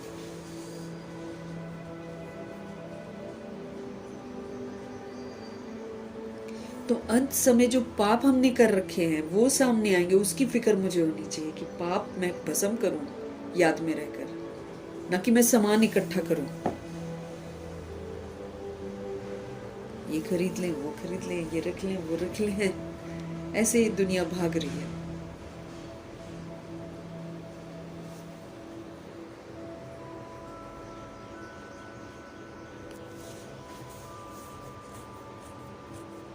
अंत समय जो पाप किए होंगे ना, वो कीचड़ पट्टी सब सामने आएगी कि खाना खाएंगे उस समय हम खाने का मन ही नहीं करेगा, पाप ही डराएंगे इतना।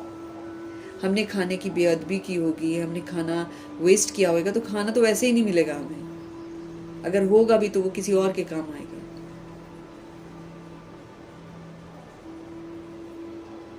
करोड़ों रुपया कमाने वाले करोड़ यहाँ छोड़ जाते हैं, एक धक से मर जाते हैं। क्या ले जाते हैं अपने साथ?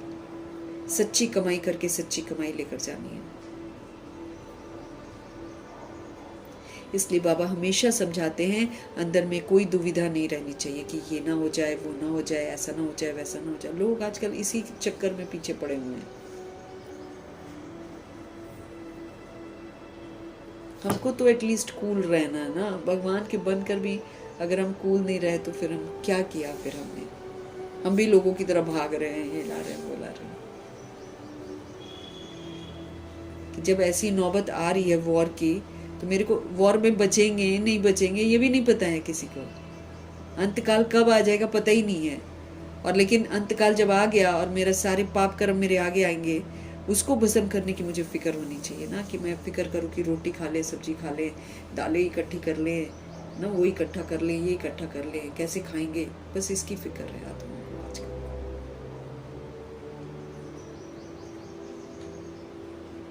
तो दुविधा नहीं रहनी चाहिए, ऐसा ना हो जाए। भगवान में पूरा फेथ, अपने पुरुषार्थ में पूरा अटेंशन, बाकी तो सब खत्म हुआ पड़ा है। जैसे कल दादी भी समझा रहे थे ना, बाकी तो खत्म हुआ पड़ा है। वर्षा लेना है भगवान से, इधर ध्यान देना है, योगी बनना है, पवित्र बनना, इसमें हम ध्यान दें, बजाय इसके कि हम राशन इकट्ठा कर लें, हम योगी बन जाएं ताकि भूख प्यास मुझे सताए ना। ये तो देह अभिमान इकट्ठा कर रहा है। जिस दिन प्रकृति ने खराब करना हुआ 1 सेकंड में खराब कर देगी। अर्थक्वेक आ जाएगा, घर ही टूट जाएगा, क्या हो जाएगा? अनाज सारा दब गया, ऐसे होगा ना।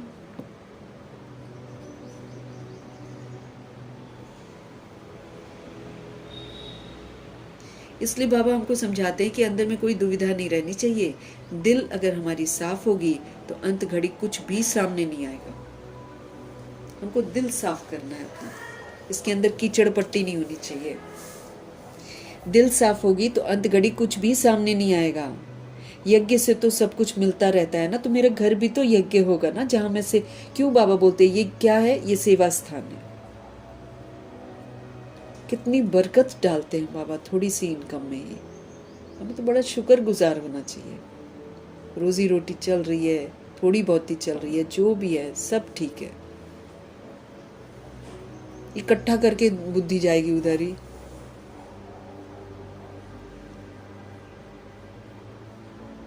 दिल हमारा साफ होना चाहिए। दिल साफ नहीं है ना, तो मेरे पास ढेर सारा सामान भी होगा, मैं यूज नहीं कर पाऊंगी। क्यों? क्योंकि मेरे पाप कर्म मेरे आगे आएंगे, सजाएं मिलेंगी मुझे, तो मुझे खाने थोड़ी दिया जाएगा। उस समय तो बोला जाएगा सजा भुगतो। यज्ञ से तो सब कुछ मिलता रहता है। ढेर बच्चे हैं जिनके पास पैसे ढेर हैं, उनको कहते हैं जब दरकार होगी तब मंगा लेंगे। कहते हैं बाबा कभी भी जरूरत हो ना तो हम बैठे हैं। भल पवित्र नहीं रहते हैं। कई आत्माएं ऐसी बहुत रईस हैं, और हम बाबा के यज्ञ में बाबा को बोलते हैं कि कभी भी जरूरत होगी ना तो आप बताना। बाबा कभी भी जरूरत हो तो हम बैठे हैं। भल पवित्र नहीं रहते हैं, खान पान की भी परहेज नहीं रखते हैं, परंतु ये प्रण जरूर कर लेते हैं कि बाबा हमारे पास बहुत पैसे पड़े हैं, ऐसे ही गुम हो जाएंगे, बीच में कोई खा जाएगा, इसलिए जब चाहिए मंगा लेना। ऐसे रईस लोग बोलते होंगे। बाबा कहते हैं हम भी क्या करेंगे मंगाकर हम भी क्या करेंगे। जिसने लगाना है वो समय पर लगाएगा ना यज्ञ में, कि बाद में लगाएगा। बाबा कहते हैं हम भी क्या करेंगे। मकान बनाना होता है तो आप पे ही आ जाता है। ब्रह्मा जी तो लेते नहीं थे किसी से भी। तो ढेर बच्चे बैठे हैं अपने घर में, तो ऐसे बच्चे भी ऊंच मर्तबा पा लेते हैं, साहूकार बन जाते हैं। प्रजा में भी कोई कम मर्तबा नहीं है। राजाओं से भी कई साहूकार बहुत धनवान होते हैं। इसलिए अंदर कोई ऐसा ख्याल नहीं करना चाहिए तुम्हारा अंजाम है बाबा आप पे जो खिलाएंगे, फिर भी उस पर नहीं चलते। अरे भाई भगवान पालना कर रहे हैं ना। ये देह अभिमान है जो कहेगा हम करते हैं हम करते हैं हम करते हैं। अरे जहां जैसे खिलाएगा, कम खिलाएगा कम खा लेंगे।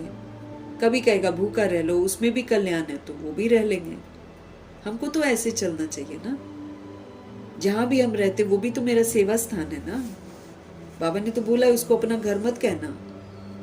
घर इस सृष्टि पर मधुबन है, वैसे मेरा घर परमधाम है। ये तो सेवा स्थान है जहां हम रह रहे हैं। जब सेवा स्थान है तो ये तो बाबा का स्थान हो गया ना। तो फिर बाबा खिला रहे हैं ना हमको। तो अंदर में हमको कोई ऐसे वैसे ख्याल नहीं करने चाहिए। तुम्हारा अंजाम है बाबा आप जो खिलाएंगे। फिर भी बाबा कहते हैं उस पर नहीं चलते हैं तो दुर्गति हो जाती है। अगर हम शिव बाबा के कहने पर नहीं चलते हैं तो दुर्गति हो जाती है। देह अभिमान कलेक्ट करता है सब कुछ। आत्म अभिमान अब दादियां करती थी कलेक्ट वगैरह, कभी नहीं। शांत स्थिर रहती थी। मिल गया खा लेंगे, नहीं मिला वो लोग ऐसे भी रह लेते थे। वैसे ही उन्होंने सूक्ष्म कर दिया था अपना खाना पीना।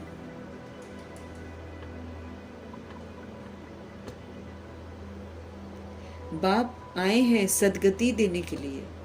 अगर हम ऊंच मर्तबा नहीं पाएंगे तो दुर्गति कहेंगे ना। तो इधर हमको ध्यान देना है कि हम ऊंच मर्तबा प्राप्त करें, हम श्रीमत पर चले, हम यज्ञ के रक्षक बने। इस तरफ ध्यान देना है, नहीं तो दुर्गति हो जाएगी। ऊंच मर्तबा पाएंगे नहीं, दुर्गति हो जाएगी, सजाएं दुनिया भर की खाएंगे।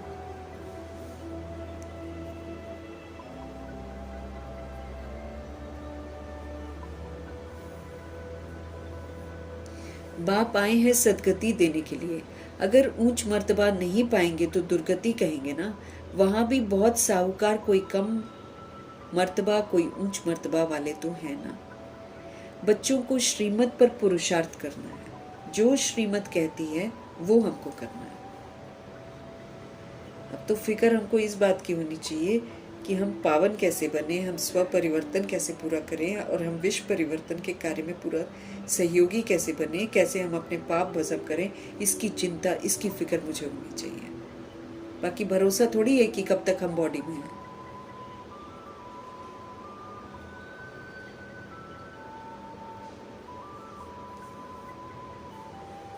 बच्चों को श्रीमत पर पुरुषार्थ करना है। अपनी मत पर चलने से हम अपने को धोखा देते हैं।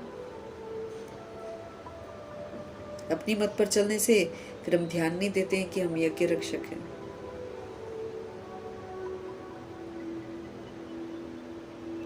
ये शिव बाबा का रचा हुआ ज्ञान यज्ञ है। ये शिव बाबा का रचा हुआ ज्ञान यज्ञ है। इसका नाम ही है राजस्व अश्वमेध अविनाशी रुद्र ज्ञान यज्ञ। अविनाशी रुद्र शिव बाबा के द्वारा रचा गया ये ज्ञान यज्ञ है, जिससे आत्मा स्व पर राज्य अधिकार जो होता है उसको प्राप्त करती है। शिव बाबा आकर स्वराज्य देते हैं। किसकी तकदीर में नहीं है, नाम बाला नहीं होना है, तो मुख से अच्छी अच्छी पॉइंट्स उनके निकलती ही नहीं है।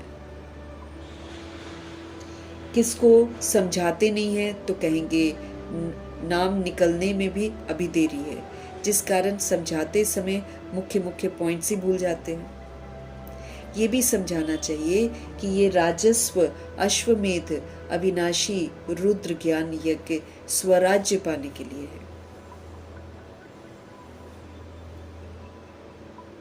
ये भी समझाना चाहिए कि ये राजस्व अश्वमेध अविनाशी रुद्र ज्ञान यज्ञ है स्वराज्य पाने के लिए। तो हमको तो अपने ऊपर राज्य प्राप्त करना है, योगी बनना है, पवित्र बनना है। ये कर्म इंद्रियां मुझे हलचल में ना ला सके, ये चाहिए वो चाहिए वो चाहिए। ये तो चंचल है कर्म इंद्रियां, इनकी चंचलता में तो फेल हो जाएंगे हम।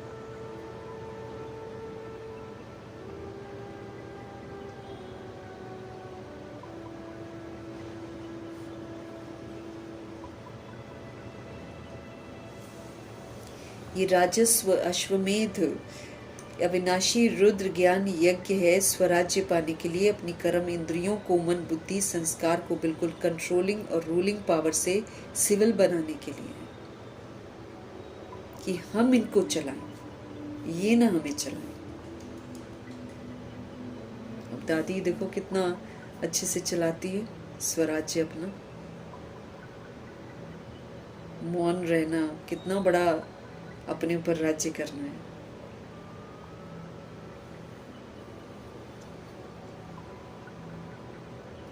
बोर्ड पर भी लिख सकते हो, इस यज्ञ में पुरानी दुनिया सब स्वाहा हो जाती है, जिसके लिए ये महाभारत लड़ाई खड़ी हुई है। शुरुआत तो हो गई है, पहले मुस्लिम्स क्रिश्चियंस खत्म हो जाएंगे। इजराइल सोचता है क्राइस्ट आएंगे फिर से, बोलते यीशु आएंगे और वो अपनी तरफ से सोच रहे हैं कि हम क्रिश्चियनिटी का राज्य, मुस्लिम कंट्रीज में भी क्रिश्चियनिटी का राज्य होगा, जीसस आएंगे। उधर वो सोचते हैं हमारा कुछ होगा, अरब कंट्रीज सोच रहे हैं। अब ऐसे ही करते करते कभी वो उसको मार रहा है, कभी वो उसको मार रहा है, करते करते ये दोनों कौमें खत्म हो जाएंगी, फिर आ जाएगा भारत का नंबर। पहले उधर खत्म होगा। तो बाबा कहते ये जो यज्ञ है बाबा ने रचा हुआ है, समझ का यज्ञ। तो जब समझ आ जाती है, आत्माएं फरिश्ता बन जाती हैं, तो उनके दोबारा सृष्टि पर आने के लिए पूरे भ्रष्टाचारी का विनाश होता है।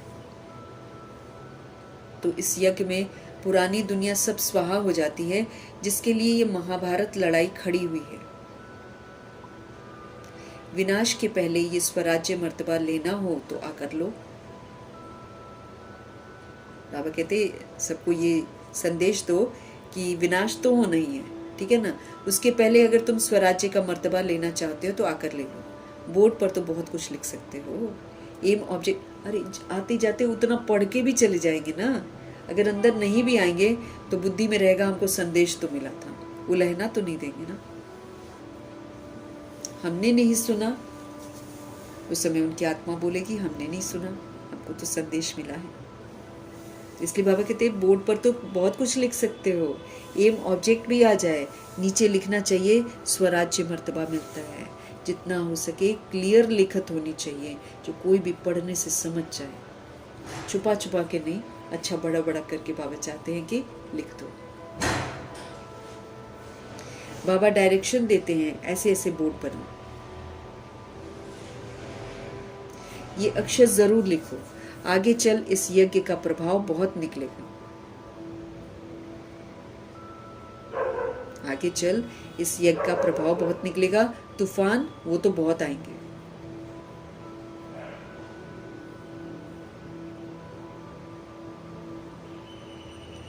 जितना हो सके बाबा कहते क्लियर लिखत होनी चाहिए, जो कोई भी पढ़ने से समझ जाए।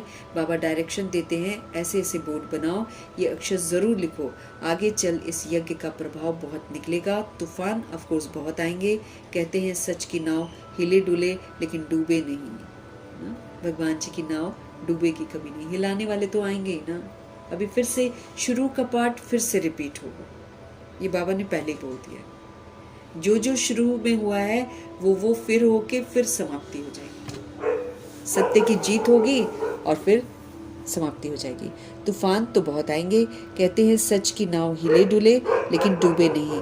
क्षीर सागर क्षीर सागर तरफ जाना है, तो विषय सागर तरफ दिल नहीं रहनी चाहिए। अब हमको सुख धाम की तरफ जाना है जहाँ लोग प्यार से रहते हैं। अब ऐसी दुनिया में जाना है तो विषय सागर यानी कि कलयुग जो है, इसकी तरफ हमारी दिल बिल्कुल नहीं रहनी चाहिए, इसकी तरफ नहीं जानी चाहिए दिल।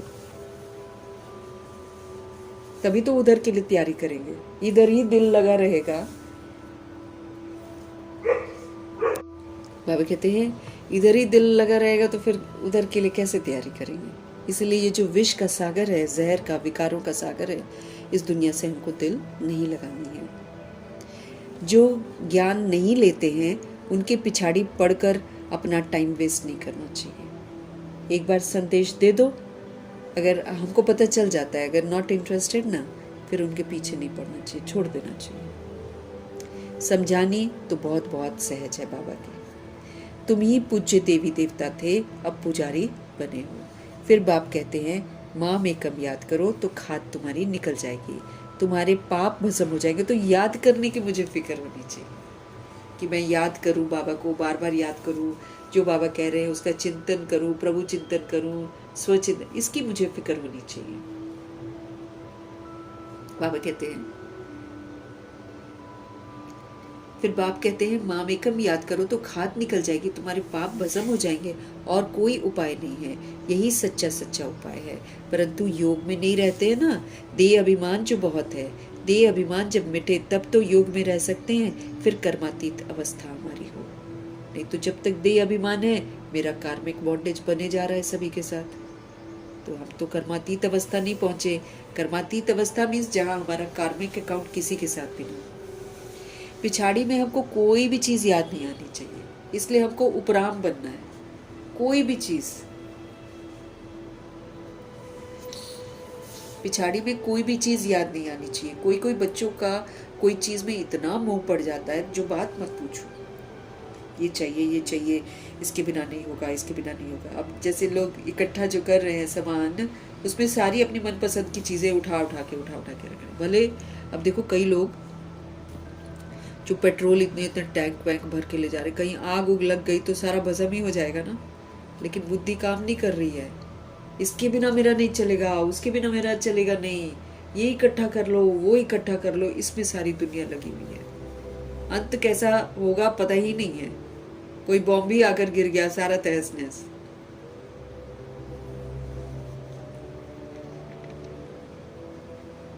पिछाड़ी में हमको कोई भी चीज याद नहीं आनी चाहिए। कोई कोई बच्चों का कोई चीज में इतना मोह पड़ जाता है, जो बात मत पूछो,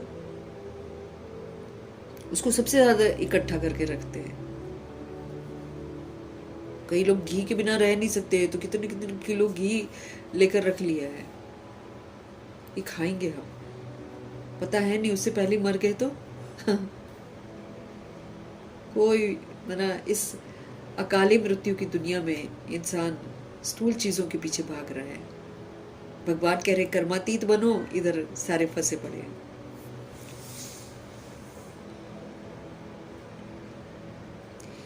बाबा कहते इतना मोह पड़ जाता है कि बात मत पूछो, उसी के बारे में सोचते रहते हैं। शिव बाबा को कभी याद ही नहीं करते हैं।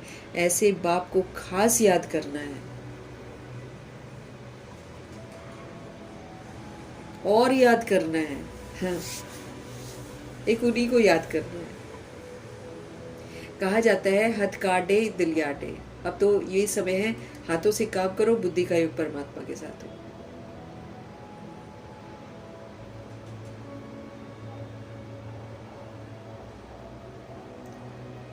ऐसे बहुत मुश्किल किसको याद रहता है, चलन से ही पता पड़ जाता है। यज्ञ का रिगार्ड ही नहीं रहता है। इस यज्ञ की बड़ी संभाल रखनी चाहिए। संभाल की गोया बाबा को खुश किया, हर बात में संभाल चाहिए। श्रीमत पर चलते जाओ, हम संभाल रहे हैं। श्रीमत के विपरीत चलो, हम विघ्न रूप बन रहे हैं।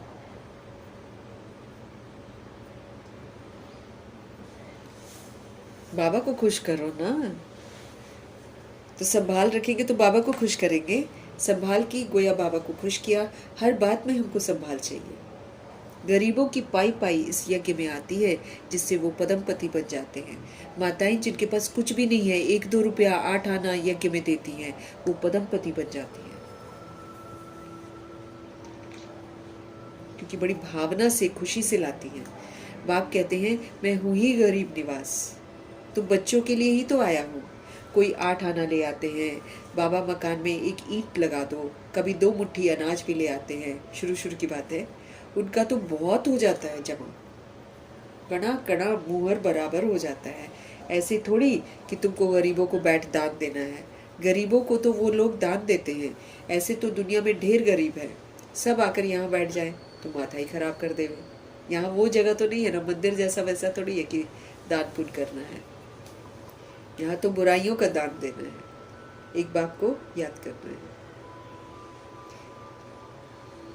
ऐसे तो बहुत कहते हैं कि हम यज्ञ में समर्पण हो, परंतु संभाल कर लेना होता है। आजकल संभाल कर लेना होता है, कौन चलेगा कौन नहीं चलेगा। कोई यूं ही आ जाते हैं, चलो यहाँ पर आराम है, अभी बैगरी पाठ होगा भाग जाएंगे बहुत लोग, तो संभाल कर लेना होता है। ऐसा न हो यज्ञ में आकर उधम मचावे। यज्ञ में तो बहुत पुण्य आत्मा बनना चाहिए ना, बड़ी संभाल करनी चाहिए, रिगार्ड रहना चाहिए यज्ञ के लिए। जिस ईश्वरीय यज्ञ से हम अपना शरीर निर्वाह करते हैं, यज्ञ का पैसा किसको देना बड़ा पाप है। ये पैसे है ही उनके लिए जो कौड़ी से हीरे जैसा बनते हैं। बाबा के यज्ञ में क्यों डालते, ताकि सोल्स आए वहाँ पर तप करें, है ना। अब जितने दिन तप करते वो खाते पीते भी हैं, रहते हैं, उन सभी चीज़ों के लिए चाहिए यज्ञ का पैसा चाहिए। ये थोड़ी कि हम अपने लिए खर्चा कर लें।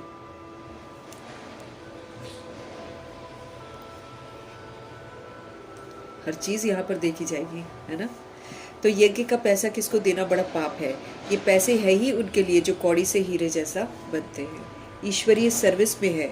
बाकी गरीबों आदि को देना, ये दान पुण्य तो जन्म जन्मांतर करते आए हों। कहते वो दान पुण्य तो गरीबों को बहुत दिया है, और वो लोग गरीब नहीं है, वो लोग के पास बहुत कुछ होता है।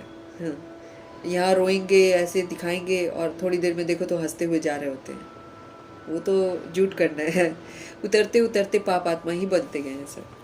दान पुण्य भी करते गए हैं, उतरते भी गए हैं, और पाप आत्मा भी बन गए हैं। यही तो हुआ था हम लोग के साथ भी, हम लोग भी तो पाप आत्मा बन गए। अभी बाबा हमको पुण्य आत्मा बना रहे हैं। श्रीमत पर चलकर हम पुण्य आत्मा बन सकते हैं। तुम बच्चे सबको बाप का परिचय देने के लिए छोटे छोटे गांव में भी प्रदर्शनी करते रहो। एक गरीब भी निकल आए ना, वो भी अच्छा है, एक भी निकल जाए। ऐसे नहीं सोचना कि भीड़ आ जाए, ये नहीं। क्वालिटी हो, एक प्रभु का बन जाए, वारिस बन जाए, अहो सौभाग्य है। एक गरीब भी निकल आए ना गांव से, तो वो भी अच्छा है। इसमें कोई खर्चा तो है नहीं। लक्ष्मी नारायण ने ये राजा ही पाई है, क्या खर्चा किया उन्होंने, कुछ भी नहीं।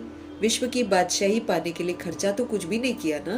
वो लोग आपस में कितना लड़ते हैं, बारूद आदि पर कितना खर्च करते हैं। यहाँ तो खर्चे की कोई बात ही नहीं है। बिगर कौड़ी खर्चा, सेकंड में विश्व की बादशाही लो। बाबा का कहना मानो, बाबा को याद करो, श्रीमत पर चलो, और विश्व की बादशाही लो। पढ़ाई के तो पैसे नहीं लेते बाबा, पैसे तो हम उस बात के लिए देते कि हम वहाँ जाते हैं, रहते हैं, आत्माएं आती है, रहती है, खाती है, पीती। भाई हमारे शिव बाबा थोड़ी कमाते हैं, वो तो हमसे सच्ची कमाई करवाते हैं। वो स्थूल चीज़ें न कमाते हैं न स्थूल चीज़ें देते, वो हमको सूक्ष्म देते हैं। सूक्ष्म लेते हैं तो हमको स्थूल नेचर से मिलता है।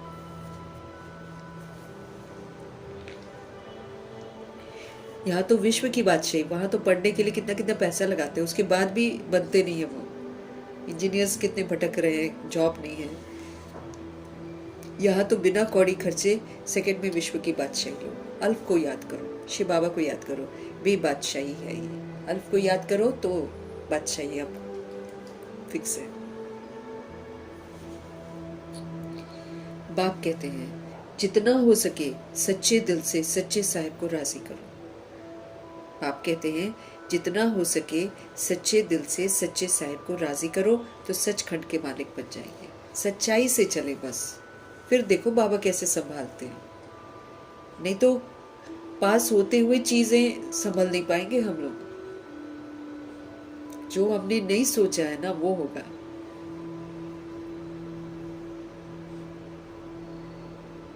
तो हमारे शिव बाबा कहते हैं कि जितना हो सके ना सच्ची दिल से सच्चे साहिब को राजी करो, तो सचखंड के हम मालिक बन जाएंगे। झूठ यहाँ पर नहीं चलेगा। बाबा कहते हैं यहाँ पर झूठ नहीं चलेगा। याद करना है, ऐसे नहीं कि हम तो बच्चे हैं ही। याद करने में बड़ी मेहनत है।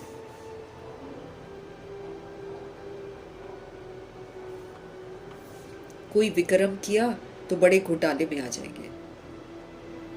अगर हमने पाप कर्म किया तो घोटाले में आ जाएंगे, बुद्धि ठहरेगी ही नहीं। बाबा तो अनुभवी है ना, ब्रह्मा जी। बाबा बताते रहते हैं, कई बच्चे अपने को मियाँ मिट्ठू समझते हैं, परंतु बाबा कहते हैं बहुत मेहनत है। सच्ची में मियाँ मिट्ठू हम तो बहुत कर रहे हैं, हम तो ये कर रहे हैं, हम तो वो कर रहे हैं। अरे अपने को आत्मा समझकर परमात्मा को याद करना, यही सबसे बड़ा विषय है। देह का भान बीच में नहीं होना चाहिए। तो जो मियाँ मिट्ठू है वो तो देह अभिमानी है, वो तो देह अभिमानी है, तभी तो समझते हैं कि हमने बहुत अच्छा किया। बाबा कहते हैं हमको मियाँ मिट्ठू नहीं बनना है ना। और परंतु बाबा कहते हैं बहुत मेहनत है, माया बहुत विघ्न डालती है हमारी लाइफ में ना, इसलिए मेहनत तो बहुत है। और अंत तक हमको अलर्ट रहना है, कभी भी माया फेल करा सकती है, क्योंकि माया हमारी ही कमी कमज़ोरियाँ हैं जो कभी भी इमर्ज हो सकती हैं। इसलिए अंत तक देखो, दादियाँ 5 बार मुरली पढ़ती थी, क्यों पढ़ती थी? वो भी तो कह सकती थी ना हमको सब कुछ आता है, लेकिन नहीं, अंत तक पेपर थे, अंत तक अलर्ट रहना था, अंत तक वो स्टूडेंट थे। ऐसे ही हमको भी बहुत अलर्ट रहना है, हमको कभी भी मियाँ मिट्ठू नहीं बनना है कि हमको सब कुछ आता है। अच्छा, मीठे मीठे से के लिए बच्चों प्रति माता पिता बाप दादा का याद प्यार और गुड मॉर्निंग। रूहानी बाप की रूहानी बच्चों को नमस्ते। हम रूहानी बच्चों की भी रूहानी बाप को दिल से, जान से, सिख से, प्रेम से, अदब से, पूरे रिस्पेक्ट से, पूरे रिगार्ड से प्यार भरी स्नेह भरी नमस्ते और तहे दिल से मीठे परमात्मा जी का धन्यवाद। धारणा के लिए मुख्य सार है, अपने इस रुद्र यज्ञ का बहुत बहुत रिस्पेक्ट रखना है। यज्ञ का वातावरण बहुत शुद्ध रखना है, बहुत पावरफुल रखना है, इसमें हमको सहयोगी बनना है, इसकी हमको बहुत प्यार से संभाल करनी है। अपने पास कुछ भी छिपाकर हमको नहीं रखना है। दिल साफ है तो मुराद हासिल है, सब कुछ मिलेगा। इस यज्ञ की कौड़ी कौड़ी अमूल्य है, इसलिए एक कौड़ी भी इसको वेस्ट नहीं करवानी है, इसकी वृद्धि में हमेशा सहयोग देना है। सदगुरु जी का वरदान, तीनों कालों को सामने रखो, हर कार्य में सफल होने वाले सदा विजयी भव। तीनों कालों को सामने रखकर हर कार्य में सफल होने वाले सदा विजयी भव। लौकिक रीति में भी जो समझदार होते हैं वो आगे पीछे सोच समझकर फिर कदम उठाते हैं। लौकिक रीति में भी देखो तो जो समझदार होते हैं वो आगे पीछे सोच समझकर फिर कदम उठाते हैं। ऐसे यहाँ भी आप बच्चे जब कोई कार्य करते हो तो पहले तीनों कालों को सामने रखकर फिर करो। सिर्फ आप वर्तमान को नहीं देखो, बेहद की समझ धारण करो और विजयीपन के निश्चय के आधार पर व त्रिकालदर्शीपन के आधार पर हर कर्म करो। हमको कर्म सोच समझ के करने हैं। क्यों? जो कर्म हम करते हैं उसका फल जरूर मिलता है, अच्छा या बुरा। उसके बाद यही फिर रिपीट होता है, यही पास्ट हो जाता है, यही फिर सामने आएगा। तो अगर हमने अच्छा नहीं किया तो फिर नहीं अच्छा वाला पार्ट आ जाएगा। तो इसीलिए बाबा कहते हैं सोच समझ कर कर्म करो, जो तुम करोगे तुम ही भोगोगे। इसीलिए त्रिकालदर्शीपन के आधार पर हर कर्म करो, वह हर बोल भी तब सोच समझ कर बोलना है हमको, तब कहेंगे अलौकिक, तब कहेंगे असाधारण। क्योंकि जो सोच समझकर सोचेंगे, सोच समझकर बोलेंगे, सोच समझकर कर्म करेंगे, ब्रह्मा जी के साथ टैली करेंगे, वही तो अलौकिक होंगे, वही तो असाधारण होंगे। क्योंकि ब्रह्मा जी ने तो सब कुछ उत्तम किया, हम उनको फॉलो करेंगे तो हम भी उत्तम करेंगे।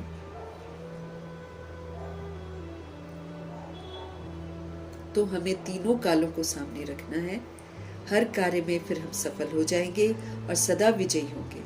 लौकिक रीति में भी जो समझदार होती है सोल्स, वो आगे पीछे सोच समझकर फिर कदम उठाती हैं। ऐसे यहाँ भी आप बच्चे जब भी कोई कार्य करते हो तो पहले आप क्या करो, आप तीनों कालों को सामने रखकर फिर करो। सिर्फ आप वर्तमान को मत देखो, आप बेहद की समझ को धारण करो और फिर विजयीपन के जो निश्चय है ना, उसके आधार पर व त्रिकालदर्शीपन के आधार पर हर कर्म करो, वह हर बोल बोलो, तब कहेंगे कि आप अलौकिक हो, तब कहेंगे कि आप असाधारण। क्योंकि सोच समझ कर करेंगे तो अच्छा वाला कर्म करेंगे, और वो भी ब्रह्मा जी के साथ टैली करेंगे तो फिर डेफिनेटली अलौकिक कर्म ही तो होंगे। उनके तो सारे कर्म, उनके बोल सब अलौकिक थे, सब असाधारण थे। ऑर्डिनरी वे में वो बात नहीं करते थे, न ऑर्डिनरी सोच रखते थे, हमेशा ऊंची सोच उनकी हुआ करती थी। तो ऐसे हमें भी तीनों कालों को सामने रखकर हर कार्य में सफलता प्राप्त करनी है। स्लोगन। अब हद के किनारों को छोड़ दो और एक बाप को सहारा बना लो, पार हो जाएंगे। हद के किनारों को छोड़ो, ये चाहिए वो चाहिए वो चाहिए, इसको छोड़ो, एक बाबा को सहारा बना लो। बस ये सहारा कभी आपको बेसहारा होने नहीं देगा। बाकी सारा मनुष्य जो अपने अनुसार किनारे रखता है ना, हद के किनारे, ये ज़रूरी है, ये ज़रूरी है, वो नहीं काम आएगा। बाबा कहते हैं उसको छोड़ दो, आप एक बाप को सहारा बना लो, पार हो जाओगे। और किसी का सहारा मत रखो, न व्यक्ति का, न वस्तु का, न वैभव का, किसी का सहारा नहीं रखो। सारे सहारे हमको बेसहारा कर देंगे, क्योंकि सारे सहारे, सारे आधार टूट जाएंगे। तो हद के किनारों को छोड़कर एक हमारे शिव बाबा है ना, उनको सहारा बना लो, पार हो जाएंगे।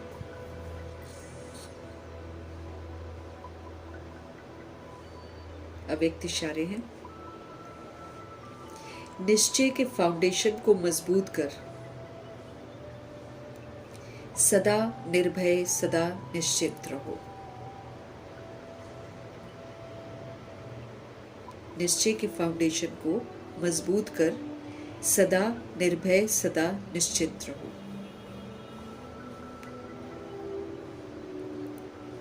कई बच्चे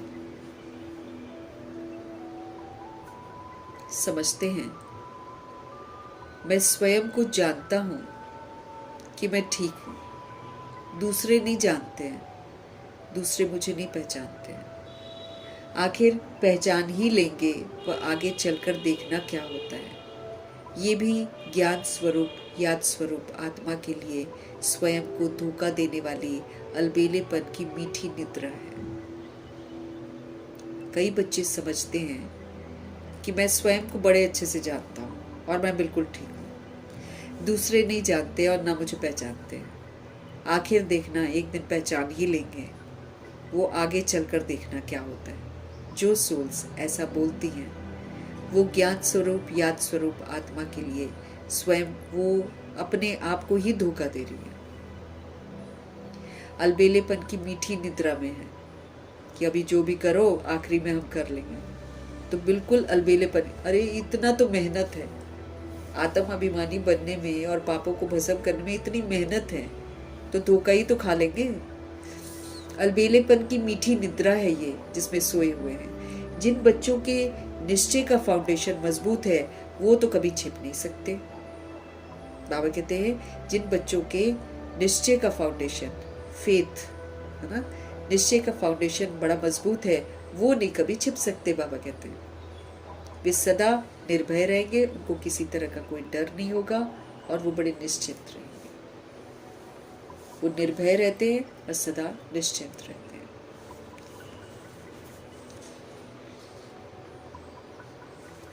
तो निश्चय के फाउंडेशन को मजबूत करना है, सदा निर्भय रहना है, सदा हमको निश्चिंत रहना है।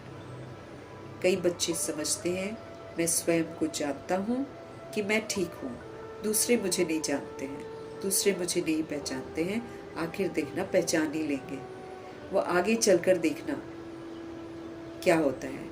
ये भी ज्ञान स्वरूप, याद स्वरूप आत्मा के लिए खुद को धोखा देने वाली अलबेलेपन की मीठी नींद है। जिन बच्चों के निश्चय का फाउंडेशन मजबूत है वो कभी भी छिप नहीं सकते हैं, वो हमेशा निर्भय होंगे, वो हमेशा निश्चिंत रहेंगे। मीठे मीठे प्यारे प्यारे शिव पिता परमात्मा जी की समझाने के लिए उनका धन्यवाद करेंगे।